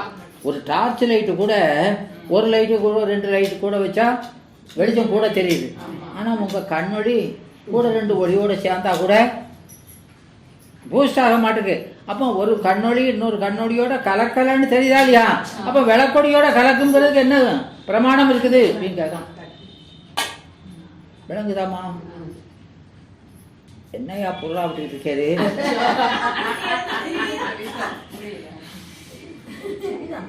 நான் சொல்றது அது கலக்காதுங்க அப்படிங்க. அதுக்கு என்ன சொல்லுவீங்க? அதுக்குதான் பிரமாணம் குருட என்னம்மா? அந்த குருடர் இருக்கிறத அதான் அண்ணாச்சிட்ட கேட்கணுமா? பிரமாணம் கேட்டீங்களே, அதுக்குதான் அந்த குருடனுக்கு சொல்றாங்க. அதனால இங்க அதான் சொல்றாரு. அப்போ கண்ணொளி அதுக்கு பிரமாண யாதுன்னா ஒரு பொருள பல கண்ணொளிகள் வீழ்ந்து பார்த்தபோது அதில் வீழ்ந்த கண்ணொளிகள் ஒன்றோடு ஒன்று கலப்பதில்லை. பல கண்ணொளிகள் ஒரே இதில் விழுந்தாலும் ஒன்றொரு கண்ணொளி இன்னொரு ஒளியோட கலப்பது இல்லை. அதுபோல ஒரு இடத்தின் கண் பொருந்திய கண்ணொளியையும் விளக்கொடியையும் தமிழ் கலத்தலை என்றலே என்று சொல்வதே பொருத்தமுடையது என்று அவன் சொல்லக்கூடிய கருத்து. அவ்வாறு கூறுதல் பொருந்தாது. எதனால் என்றால் ஒரு பொருளிலே வீழ்ந்த பல கண்ணொளிகளுள் ஒரு கண்ணொளி இன்னொரு கண்ணொளிக்கு அந்த கண்ணொளியை பார்ப்பதும் இல்லை, பிறிதொரு கண்ணொளிக்கு காட்டுதலும் இல்லை. அந்த கண்ணொளியை இது காணாது, அதுக்கு காட்டவும் செய்யாது. கண்ணொளி இன்னொரு கண்ணொளிக்கு கண்ணொளியை காணவும் செய்யாது, அதுக்கு காட்டவும் செய்யாது. விளக்குதா? ஆமா.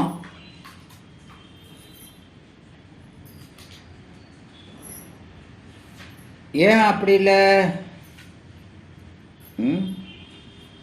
அதனால் கண்ணொளிகள் ஒன்றுடன் ஒன்று கூடுவது இல்லை என்றால் பொருத்தம். ஏன்னா இந்த கண்ணொளி இன்னொரு கண்ணொளிக்கு காட்டுறது, அதனால் காணுததுங்கிற அந்த தொடர்பே இந்த ரெண்டுக்கு இடையில இல்லை. விளங்குதா? எதுக்கு காட்டணும், எதுக்கு காட்ட முடியாதுங்கிறதெல்லாம் யாரு வச்சிருக்காங்க? இதுதான் இதுக்கு கருவியானு காட்டணும், இது காணணுங்கிறதெல்லாம் பெருமான் வகுத்தது. எது மூலம் அறியணும்னு இருக்கோ அது மூலம் மட்டும்தான் அறிய முடியும். விளங்குதா? ஒரு கண்ணொளி இன்னொரு கண்ணொளிக்கு இன்னொரு கண்ணொளியை காணவும் முடியாது, அது காட்டவும் முடியாது. ஏன்னா அதுக்கு ரெண்டுக்கும் தொடர்பே வைக்கல இல்லையா? ஆமாம். அதனால இந்த ரெண்டுக்கும் இயைபு இல்லை, ரெண்டுக்கும் இயைபு இல்லை. அதனால அந்த ஆற்றல் அதுக்கு இல்லை. அதனால கண்ணொளி விளக்கொடிகள் அதுக்கு அப்படி இல்லை. ஆனால் ஓமை, அதனால அதுக்கு ஓமை சொல்ல முடியாது. கண்ணொளி விளக்கொடிகளுக்கு தமிழ் கலப்பில்லை என்றால் பொருத்தமில்லை. ஆனால் கண்ணொளிக்கு விளக்கொடி காட்டணும்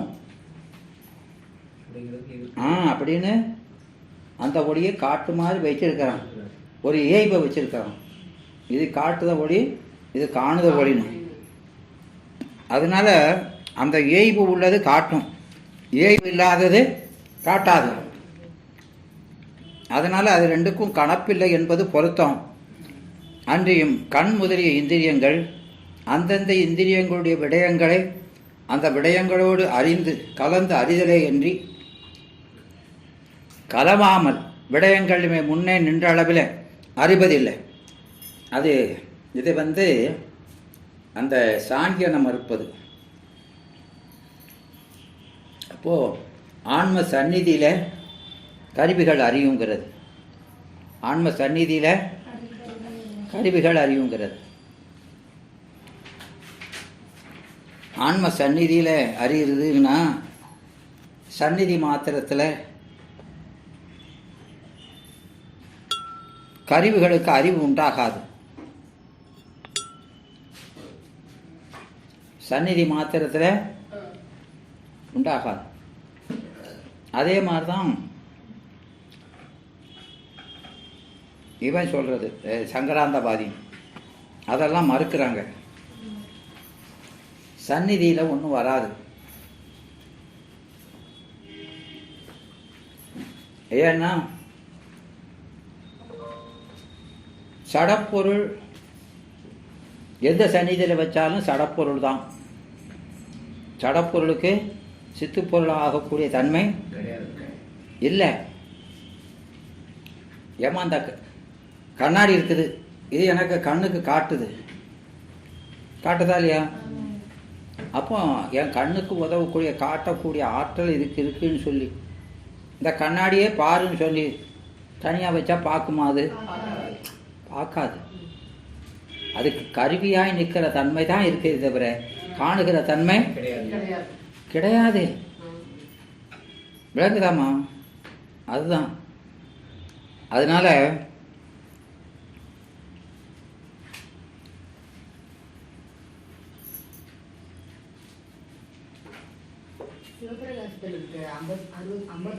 என்னம்மா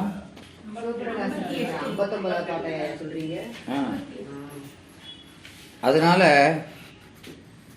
இந்த கண்ணொளி விளக்கொளிக்கு சம்பந்தம் இருக்கு.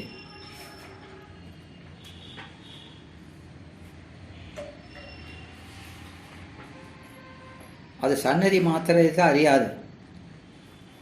அது இப்போ அந்த விளக்கொளியோடு கூடியிருந்து ஆன்மா அறியணும். நீங்கள் கண் இங்கே பார்க்க வச்சுட்டு உங்கள் கருத்து வேற எங்கே இருந்ததுன்னா பார்த்தாலும் பார்த்தாத மாதிரி தான். அதனால் நம்ம அந்த கருவிகள் ஆன்மாவுக்கு கருவியாய் நிற்குமே தவிர அதுவே காணாது.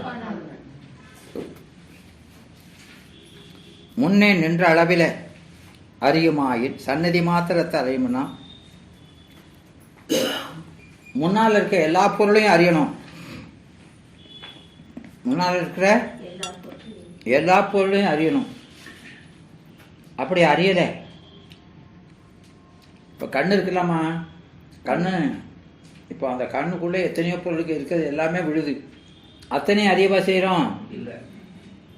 ஏதாவது ஒரு பொருளை நம்ம எங்கே ஃபோக்கஸ் பண்ணுறோமோ அது மட்டும்தான் தெரியுது, மற்றதெல்லாம். அப்போ பெருமான் எதை அறியணும்னு வச்சிருக்கிறாரோ அதை மாத்திரம்தான் அறியணும்.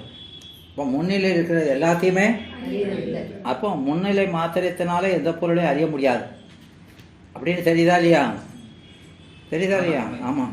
அதனால அது முன்னே நின்ற அளவில் அறியுமாயின் எல்லா பொருளையும் அறிய வேண்டும். முன்னால் நிற்கிற பொருள்கள் பலவாக இருக்க அதனை ஒன்றை மட்டும்தான் அறிகிறோம். அப்போ அதை அறியும் பொழுது பிரிதொன்றை அறிவதில்லை. ஆதலால் எந்திரியங்கள்லாம் தத்தம் விடயங்களோடு கூறிய அறியும் என்பதும், அப்போது விடயங்களோடு எதை அறியணும்னு இருக்கோ அதை மாத்திரம்தான். அவனால் காட்டப்பட்ட விடயம் ஒன்றைத்தான் அறியும், வேறொன்றை அறியுமாறு இல்லை. அதனால் இங்கே இந்திரியமும் கண்ணொளியும் விடயமாகிய விளக்கொளிகளும் தமிழ் கலப்பு இல்லை என்றால் அது பிரத்யட்ச விரோதம். இந்திரியமாகிய கண்ணொளிக்கும் விடயமாகிய விளக்கொளிக்கும் தமிழ் கலப்பில்லை என்பது ஆகம விரோதம். அப்போது ஒளி, காணும் ஒளி காட்டு ஒளின்னு ரெண்டு இருக்குது. காணும் ஒளி அது ரெண்டு, இது காட்டுற ஒளி இது காண்ற ஒளின்னு அப்படின்னு அது ரெண்டுக்கும் தொடர்பு இருக்குது. அது காட்டுவதற்காக வைத்த ஒளி, இது காணுகிற ஒளி. அது காட்ட மட்டும்தான் நிற்குமே, அது காணாது, அது காணாது. எனவே இது விளக்கொளி என்று கண்ணொளி காணும் அனுபவம் காணப்படுதலாலும் அந்த எரிபொறிகளுக்கும் கலப்பில்லை என்றால் பொருந்தாது. விளக்கொளியின்றி கண்ணொளிக்கு காட்சி இல்லாமையால் தான் கண்ட எல்லாம் விளக்கொளியின் செயலே என அறிந்து அடங்கல் வேண்டும். எல்லாம் எதனுடைய செயல்? விளக்கொளி தான். காட்டுத ஒளி தான் சிறந்தது. அதில் கண்ணொளி எப்படி இருக்கணும்? அடங்கித்தான் இருக்கணும். அப்படி அடங்கி இருக்கிறது தான் சிறப்பு. இவ்வாறு அடங்கி பிற விடயங்கள் காட்சிப்பட மாட்டாது. இப்படி அடங்கினா அதுக்கு அதுக்கு அதுக்கு தான் பயன். அது விளக்கொளியில் அடங்கியிருதுன்னா விளக்கொளி எதை காட்டியதோ அதை மட்டும் காணும். அதனால் மற்ற விடயங்கள் காட்சிப்படாது. எதை பார்க்கணும்னு இருக்கோ அதை மட்டும் பார்க்கும். இதுபோல ஆன்மாவும் காட்டுகிற அறிவிலே அடங்கி நின்றால், காட்டுகிற அறிவிலே அடங்கி இருந்தால் நிற்பின் துன்ப.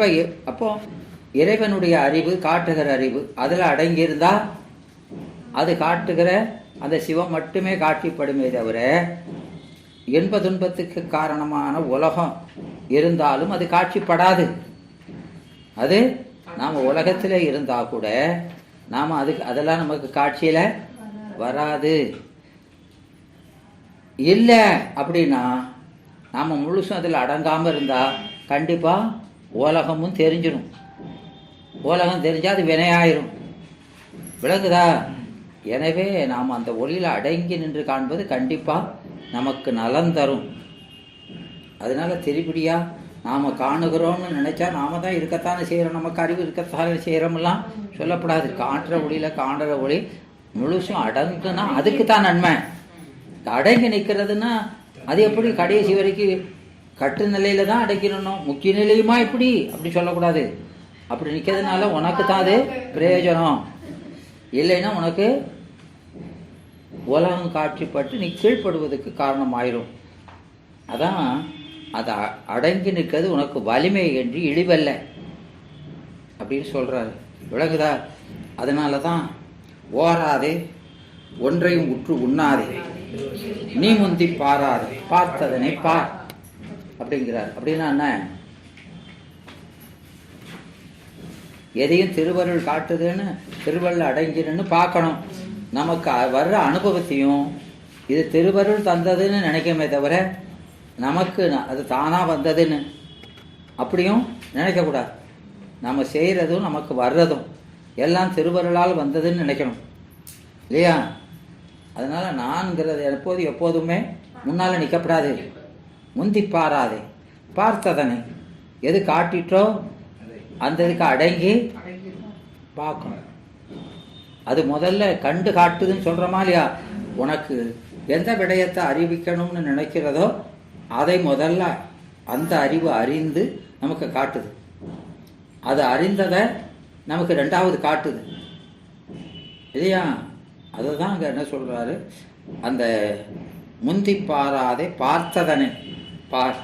எது முதல்ல ஒன்று எதை காட்டுன்னு நினச்சி பார்த்ததோ அதுக்கு அடங்கி பார்ங்கிறார். அதனால் நாம் செய்கிறதும் நாம் செய்கிறோன்னு நினைக்கக்கூடாது. நமக்கு அனுபவம் வர்றதும் இது நம்மால் வந்ததுன்னு நினைக்க கூடாது. எல்லாம் அருள்னு நினைக்கணும். அதை அப்படி சொன்னவர், உற்கை தரும் பொற்கை விடையவர் போல் உண்மை பின்னிற்கு அருளார் நிலை இல்லையா? இது எங்க சொல்றாரு? உயிர் விளக்கத்தில். இது ஓராதுங்கிறது 58 இல்லையா? அறியும் நெறி, அறியும் நெறி இல்லையா? உற்கை தரும் பொற்கை விளக்க போல உண்மை பின்னிற்கு அருளார் நிலைங்கிறதும் காட்டுகிற. உற்கைனானது பொற்கை, உற்கை தரும் பொற்கை. ஒரு பந்தத்தை ஏந்திக்கிட்டு போகிற கை விளக்கு, விளக்கு ஏந்திய கை அது முன்னால் நிற்க, பார்க்குறவன் பின்னால் நிற்கணும். இது அருளார் நிலைங்கிறார். அதான முதலையும் சொல்லியிருக்குது, நீ முந்தி பாராதே பார்த்ததனை பார், அவளை முன்னால் எடுத்து நீ பின்னால் நின்று. அதுதானே 58 சொல்லியிருக்குது. ஆமாம், அது தலைப்பு. தலைப்பு அது என்னது? அது வந்து அறியும் நெறி, அது உபதேசம். இது உயிர் விளக்கம். அதனால இது அனுபவம், இது நிற்கிறது இல்லையா? இது சாதனம், இது சாதனம். தன்மையில் சொன்னால் சாதனம். பயன் 71 என்புருவார் துன்பார் எழுச்சுடரின் பின்புகுவார் இன்புகுவார் முன்புகுவார் துன்புறுவார் இல்லையா? இருளார் இல்லையா? அப்போ அந்த இருளில் எழுஞ்சுடரின் முன்புகுவார் துன்புறுவார், இருளில் எழுஞ்சுடரின் பின்புகுவார் என்புறுவார். இது பயன். சுடர்கிறது அருள், காட்டுகிற அருள். காட்டுகிற அருளுக்கு முன்னால நீ காணுதல் முன்னால போனேன்னா துன்பம் வரும், விளக்குக்கு பின்னால போனா இன்பம் வரும். இது பயன். எல்லாம் ஒரே செய்தி தான். ஆனால் அந்த ஆமாம் 6வது அதிகாரத்தில் சொல்றது உபதேசம், 7வது அதிகாரத்தில் சொல்றது சாதனம், 8ல் சொல்றது பயன். இவ்வாறு ஒரு உயிரும் பெரிதொரு உயிரும் கலப்பதில்லை. அது கலக்கக்கூடாது. ஒரு உயிர் இன்னொரு உயிரை அறிஞ்சுது, நீங்கள் என்ன செய்ய போறீங்கன்னு எல்லாம் எனக்கு தெரிஞ்சதுன்னு வைங்க, என்னத்துக்காகும் ஒரே விபரீதமாயிரும். தெரியுமா? உங்களுக்கு தெரியுங்க, ஒருத்தருக்கு தெரியாது. விளங்குதா? பெருமானுக்கு தான் தெரியும். அதனால உயிருக்கு அடுத்தது தெரிஞ்சா அதுக்கு இடையூறு, அதெல்லாம் அதுக்கு இடையூறு ஆயிருமா இல்லையாமா? பெருமான் அதை அப்படி வச்சிருக்கிறார். விளங்குதா? ஏன்னா அந்த உயிர் அவனால மட்டும்தான் நடத்தப்படுவதா இருக்கணும்.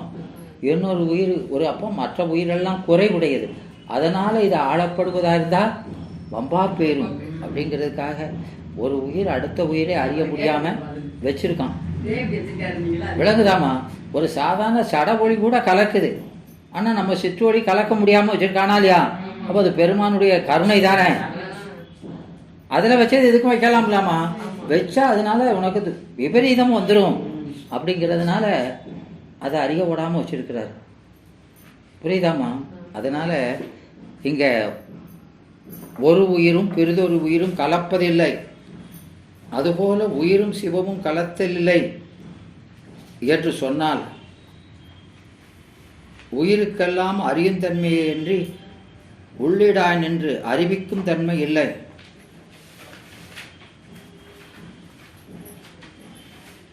சிவத்துக்கு உள்ளீடாய் நின்று அறிவிக்கும் தன்மை உண்டு. அன்றியும் உயிர் தனித்து நிற்கும் பொருளும் அல்ல. விளங்குதா? அப்போ ஒரு உயிரும் பெரிதொரு உயிரும் கலப்பதில்லை, சரிதான். அதுபோல உயிரும் சிவமும் கலத்தல் இல்லை என்று அப்படி சொன்னான். அப்படி சொல்ல முடியாது. அது காற்ற ஒளி, இது காண்ற ஒளி. அப்போ ரெண்டும் கலக்க உண்டு. அப்போ கலத்தல் இல்லை எனில் உயிருக்கு எல்லாம் அறியுந்தன்மையை அன்றி உள்ளீடாய் நின்று அறிவிக்கும் தன்மை இல்லை. நமக்கு அறிவிக்கிற தன்மை இல்லை. உள்ளீடாய் நின்று, அதான் முக்கியம். இப்போ நாமெல்லாம் அறிவிக்கோம்னா நாங்கள் உள்ளே இருந்து அறிவிக்க ஆரம்பிக்காது. சிவம் உங்க அறிவுக்குள்ள நின்று அறிவிப்பான், நாங்கள் வேறாய் நின்று அறிவிக்கிறோம். அப்போ நாமெல்லாம் இறைவனுக்கு கருவியாக நிற்கிறோம். இறைவன் தான் கர்த்தா இல்லையா? அவனுக்கு நாம் வியஞ்சகமாக இருக்கிறோம், அவனுக்கு நாம் வியஞ்சகமாக இருக்கோம். அப்போ அறிவிக்கிறதெல்லாம் யார் அறிவிக்கிறா? பெருமான் ஒருவர் தான் செய்ய முடியும் அப்படின்னு வச்சிருக்கிறோம். அதனால அந்த உள்ளிடான் என்று அறிவிக்கும் தன்மை இல்லை. அதுதான் அவன் தற்பிரகாசமும் பரப்பிரகாசமும் உடையவன். அவன் தானே அறிவான், பிறருக்கு அறிவிக்கவும் செய்யக்கூடியவன் அவன். சிவத்துக்கு உள்ளிடான் என்று அறிவிக்கும் தன்மை உண்டு. அன்றைய உயிர் தனித்து நிற்கும் பொருளும் அல்ல. அவன் இல்லாம உயிர் தனியா நின்று அறிகிற பொருள் இல்லை. ஆதலால் புறத்தே இறைவனுக்கு கருவியாய் நின்று ஒரு உயிருக்கு பிரிதொயிர் அறிவிக்குமே அன்றி உள்ளீடாய் சுதந்திரமாய் நின்று தற்பிரகாசமாய் அறிவிக்கும் தன்மை இல்லையே. ஆயினும் தனித்து நில்லாமையும் உயிரும் கலவாதிருத்தல் கூடும். இப்போ நான் அறிவிக்கிறேன்னா அதைத்தான் இங்கே சொல்கிறாரு. இப்போ நாம் எத்தனையோ குருக்களை கொள்கிறோம். அப்போ அவங்க அறிவிக்கலையானா அவங்க அறிவிக்கலை. அவங்கள் அவங்க இறைவனுக்கு கருவியாக நிற்கிறாங்க. அவர்கள் மூலமாக அவன் தான் அறிவிக்கானே தவிர இவங்களா சுதந்திரமாக அறிவிக்க முடியாது. நீங்கள் சுதந்திரமாக அறியவும் முடியாது. ஆமாம், அதை சுதந்திரமாக அறிவிக்கவும் நாம் முடியாது. விளங்குதாமா? அப்படிங்கிறத சொல்கிறார். அதனால் இந்த தற்பிரகாசம் என்பது யாருக்கு இருக்கு? சிவபெருமானுக்கு மட்டும்தான். சிவத்துக்கு தானே பிரகாசித்தலுடன் உள்ளீடாய் நின்று அறிவிக்கும் தன்மையும் இருத்தலாம். சிவம் தனிப்பொருளாய் காணப்படும் ஆயினும் அதலால் உயிரும் சிவமும் கலத்தல் கூடுமாதல் கதவாது என்றால் பொருந்தாது. அப்போது ரெண்டும் கலப்பதற்கு உரிமை இருக்குது, அது கலக்குது. மற்ற யார் கூடயும் நாம் கலக்க முடியாது. இறைவனோடு தான் நமக்கு கலக்கிறதுக்கு உரிமை இருக்கிறத விட ஒரு உயிர் இன்னொரு உயிரோட கலக்காது. இவை அனைத்தும் பொருந்தும். இவ்விடத்து ஓமையாகி எடுத்து காட்டிய கண்ணொளிகள் தம்முள் ஒன்றனை ஒன்று காணாதவாறு போல உயிர்களும் தம்முள் ஒன்றனை ஒன்று அறியுமாயுமில்லையோ எனின். அப்படி சொன்னா அப்போ ஒரு உயிர் இன்னொரு உயிரை அறியாதா? ஒரு உயிர் இன்னொரு உயிரை அறியுமா அறியாதா? என்னடா அறியாதா? அங்க பார்க்காதீங்க, அவெல்லாம் சொல்ல மாட்டாவோ. ஓ, அவங்க என்ன சொல்றாங்கன்னு பார்க்கணும். அவங்க சொன்னா தப்பா குழப்பிடுவாங்க. சொல்லுங்க.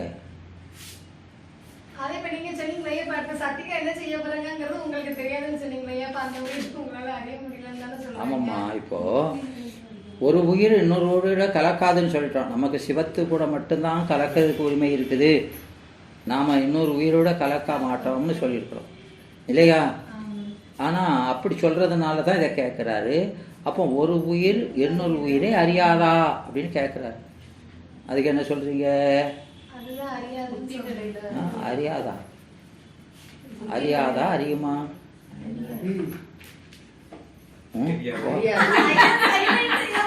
எனக்கு தெரியாது. ஒரு உயிர் இன்னொரு உயிரை அறிய முடியாது, அப்பதே சொல்லிட்டீங்க. கலவாதுன்னு தான் சொல்லியிருக்குது.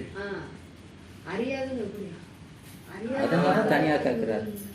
ஒரு உயிர் இன்னொரு உயிரோட ஒரு அறிவு கலக்காது, இறைவனோடு கலக்கிறது மட்டும்தான் உரிமை இருக்குது அப்படின்னு சொல்லிட்டாரு. அப்படி சொல்லதுனால இப்போ ஒரு உயிர் தன்னொரு இறைவனை அறிவதை போல ஒரு உயிர் இன்னொரு உயிரை அறியாதா அப்படின்னு அடுத்தாப்புல ஒரு கேள்வி கேட்கிறார். அப்படி சொல்லிடக்கூடாது, அறியாதுன்னு சொல்லக்கூடாது.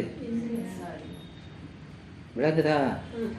அது சுதந்திரமாய் அறியாதே தவிர சுதந்திரமாய் அறியாதே தவிர பெருமான் அறிவிச்சதை அறியும். ஏன்னா முக்தியில் அதை என்ன சொல்கிறாரு? முக்தியில் நமக்கு ஏன்னா ஒரு உயிரை அறியணும்னாமா சிவஞானம் ஒன்று தான் சித்தை அறிய முடியும். சித்தை அறிவது மற்ற சடத்தை தான் அறியது, கருவி வச்சு அறியலாமே தவிர உயிரை அறியணும்னா அது சித்து இல்லையம்மா? சித்து எப்போ விளங்கும்? அறிவு எப்போ? சிவஞானம். சிவஞானம் எப்போ விளங்கும்? சிவத்தோடு கூடியிருந்தால் தான் விளங்கும். விளங்குதாடா? நமக்கு சிவஞானம் விளங்கணும்னா அவன் அறிவு நம்மகிட்ட வரணும்னா நம்ம அவனோட கலந்து அடங்கி இருக்கணும். அடங்குனா தானே விளங்கும். அப்போ அடங்குனா நமக்கு சிவஞானம் விளங்குச்சுன்னா இந்த சிவஞானத்தை கொண்டு உங்களை வேண்டாம், இப்போ என்னையே அறிய நினைக்கிறேன்னு வைங்க. அப்போ சிவத்தை விட்டுட்டு என்ன நினைச்சோம்னா போயிடும், சிவஞானம் போயிடும். புரியுதாம்மா? ஏமா இப்போ நாம் சிவத்தை கூட அடங்கி நின்னதுனால சிவஞானம் விளங்கிடுது. இப்போ விளங்கின சிவஞானத்தை வச்சு தான் நம்ம அறிய முடியும். அப்போ நம்ம அறிவதற்கு அந்த சிவஞானத்தை பயன்படுத்தி நம்ம அறிவுப்பட்டா சிவத்தை ஒரு நேரத்தில் ஒன்றை தான் அறியும். அவனை விட்டுட்டு இவனை அறிஞ்சா சிவஞானம் போயிடும். அதான்டா முக்கியம் அங்க. நம்ம உயிர் நிறைய முடியாது. விளங்குதாம்மா? அறிய அப்போ முடியாதா? புத்தின்னு. இப்ப நம்மையே நாம தனித்து காண முடியாது. விளங்குதாம்மா? அப்புறம் அடுத்தவனை போய் பார்க்க முடியுமான்னு சொன்னா எப்படி அப்படின்னு ஆயிடுதா இல்லையா? விளங்குதாம்மா? நம்மையே அப்ப எப்படி பார்க்க முடியுமா? ஏன்னா உயிரையே சிவஞானத்தால தான் பார்க்கறோம். அப்படின்னா அதுக்கு தான் சொல்றாரு, இதெல்லாம் எப்படி பார்க்கும்னா நாம சிவஞானம் விளங்கும் போது, சிவஞானம் விளங்கும் போது, நாம் அவன்கிட்ட அடங்கி சிவஞானம் விளங்கும் போது, அந்த விளங்குற தொடக்கத்தில் என்னன்னா துரியனாம் சிவனும் தோன்றும். அந்த சிவத்துக்குள்ள ஆன்மா தெரியும். சிவத்தினுடைய வியாபகத்துக்குள்ள ஆன்மாவை தனியா பார்க்காது. சிவம் எங்க பக்கம் எங்கும் நிறைந்ததாகவும் அதுக்குள்ள ஆன்மாவை பார்க்கும். இந்த ஆன்மாவுக்குள்ள உலகமெல்லாம் அடங்கி இருக்கிறதையும் பார்க்கும். விளங்குதாமா? பாசத்தையும் பசுவையும் என்னமா? சிவத்துக்குள்ள ஆன்மாவை பார்க்கலாம்னு சொல்றீங்க. ஆமா. ஆன்மாக்குள்ள உலகம் இருக்கிறதை என்னமா? ஆன்மாக்குள்ள உலகம் அடங்கி இருக்கிறதை நம்ம பார்க்கலாம்னு ஆமா. அப்போ நமக்குள்ள உலகத்தை பார்க்கறோம். சிவனுக்குள்ள நம்ம பார்க்கறோம், நமக்கு உள்ள உலகத்தை பார்க்கறோம். விளங்குதா? அப்போ அத மாதிரி மற்ற உயிர்களும் இல்லையா? அந்த உலகம்ங்கிறது உலகத்தில் உள்ள மற்ற உயிர்களும் நமக்கு, அவனுக்குள்ள நாமும், நமக்குள்ள உலகமும் உயிர்களும் நமக்குள்ள இருக்கிறத அப்படி பார்க்கலாம். அது பொது பார்வை. முதல்ல விலங்கினோட அப்படி பார்க்கும். அப்புறம் சிவத்தில் அணுந்தவுடனே எல்லாம் மறைஞ்சிரும். அப்போ அது எதுக்கு அந்த காட்சினா, நாமெல்லாம் அவனுக்குள்ள ஒரு சிறு துரும்பு அப்படிங்கிறத உணர்வதுக்கு தான். அதான் தரிசனம், ஆன்ம தரிசனம்ங்கிறது. அது தெரிஞ்ச ஒண்ணு அடங்குறது, அடங்கியாச்சா நம்ம பார்க்கறதுனால பயன் இல்லை. நாம நம்முடைய சிறுமையை உணர்வதற்கு மட்டும் அந்த காட்சி உதவுது. விளங்குதாமா? அதை உணர்ந்து அது கொஞ்ச நேரம் தான். அது உணர்ந்த பிறகு நம்ம பெருசா நினைக்கிறது போகணும்னா இதை பார்க்கணுமா இல்லையா?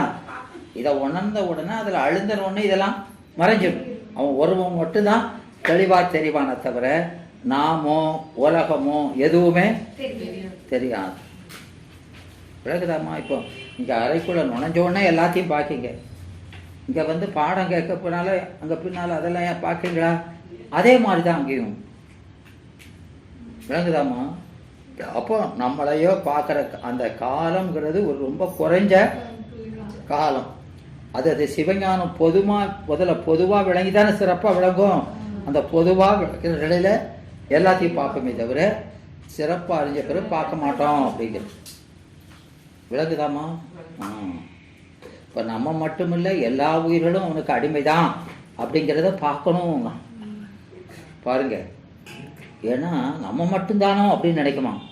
நம்ம மட்டும் இல்லை, எல்லா உயிர்களுமே அப்படி பார்த்தா தான் அதுக்கு ஒரு நம்பிக்கை வருதான்.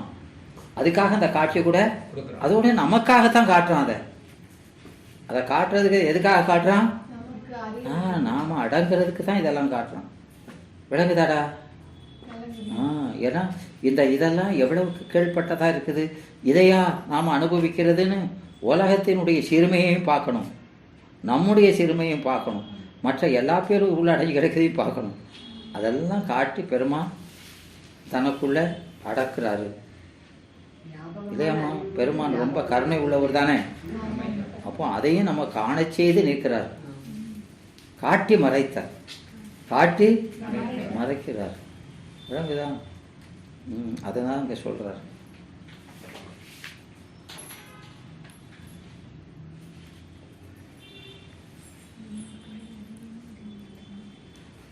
சரி, வாழ்த்தும் பெருமரம் வாழ்த்தும்.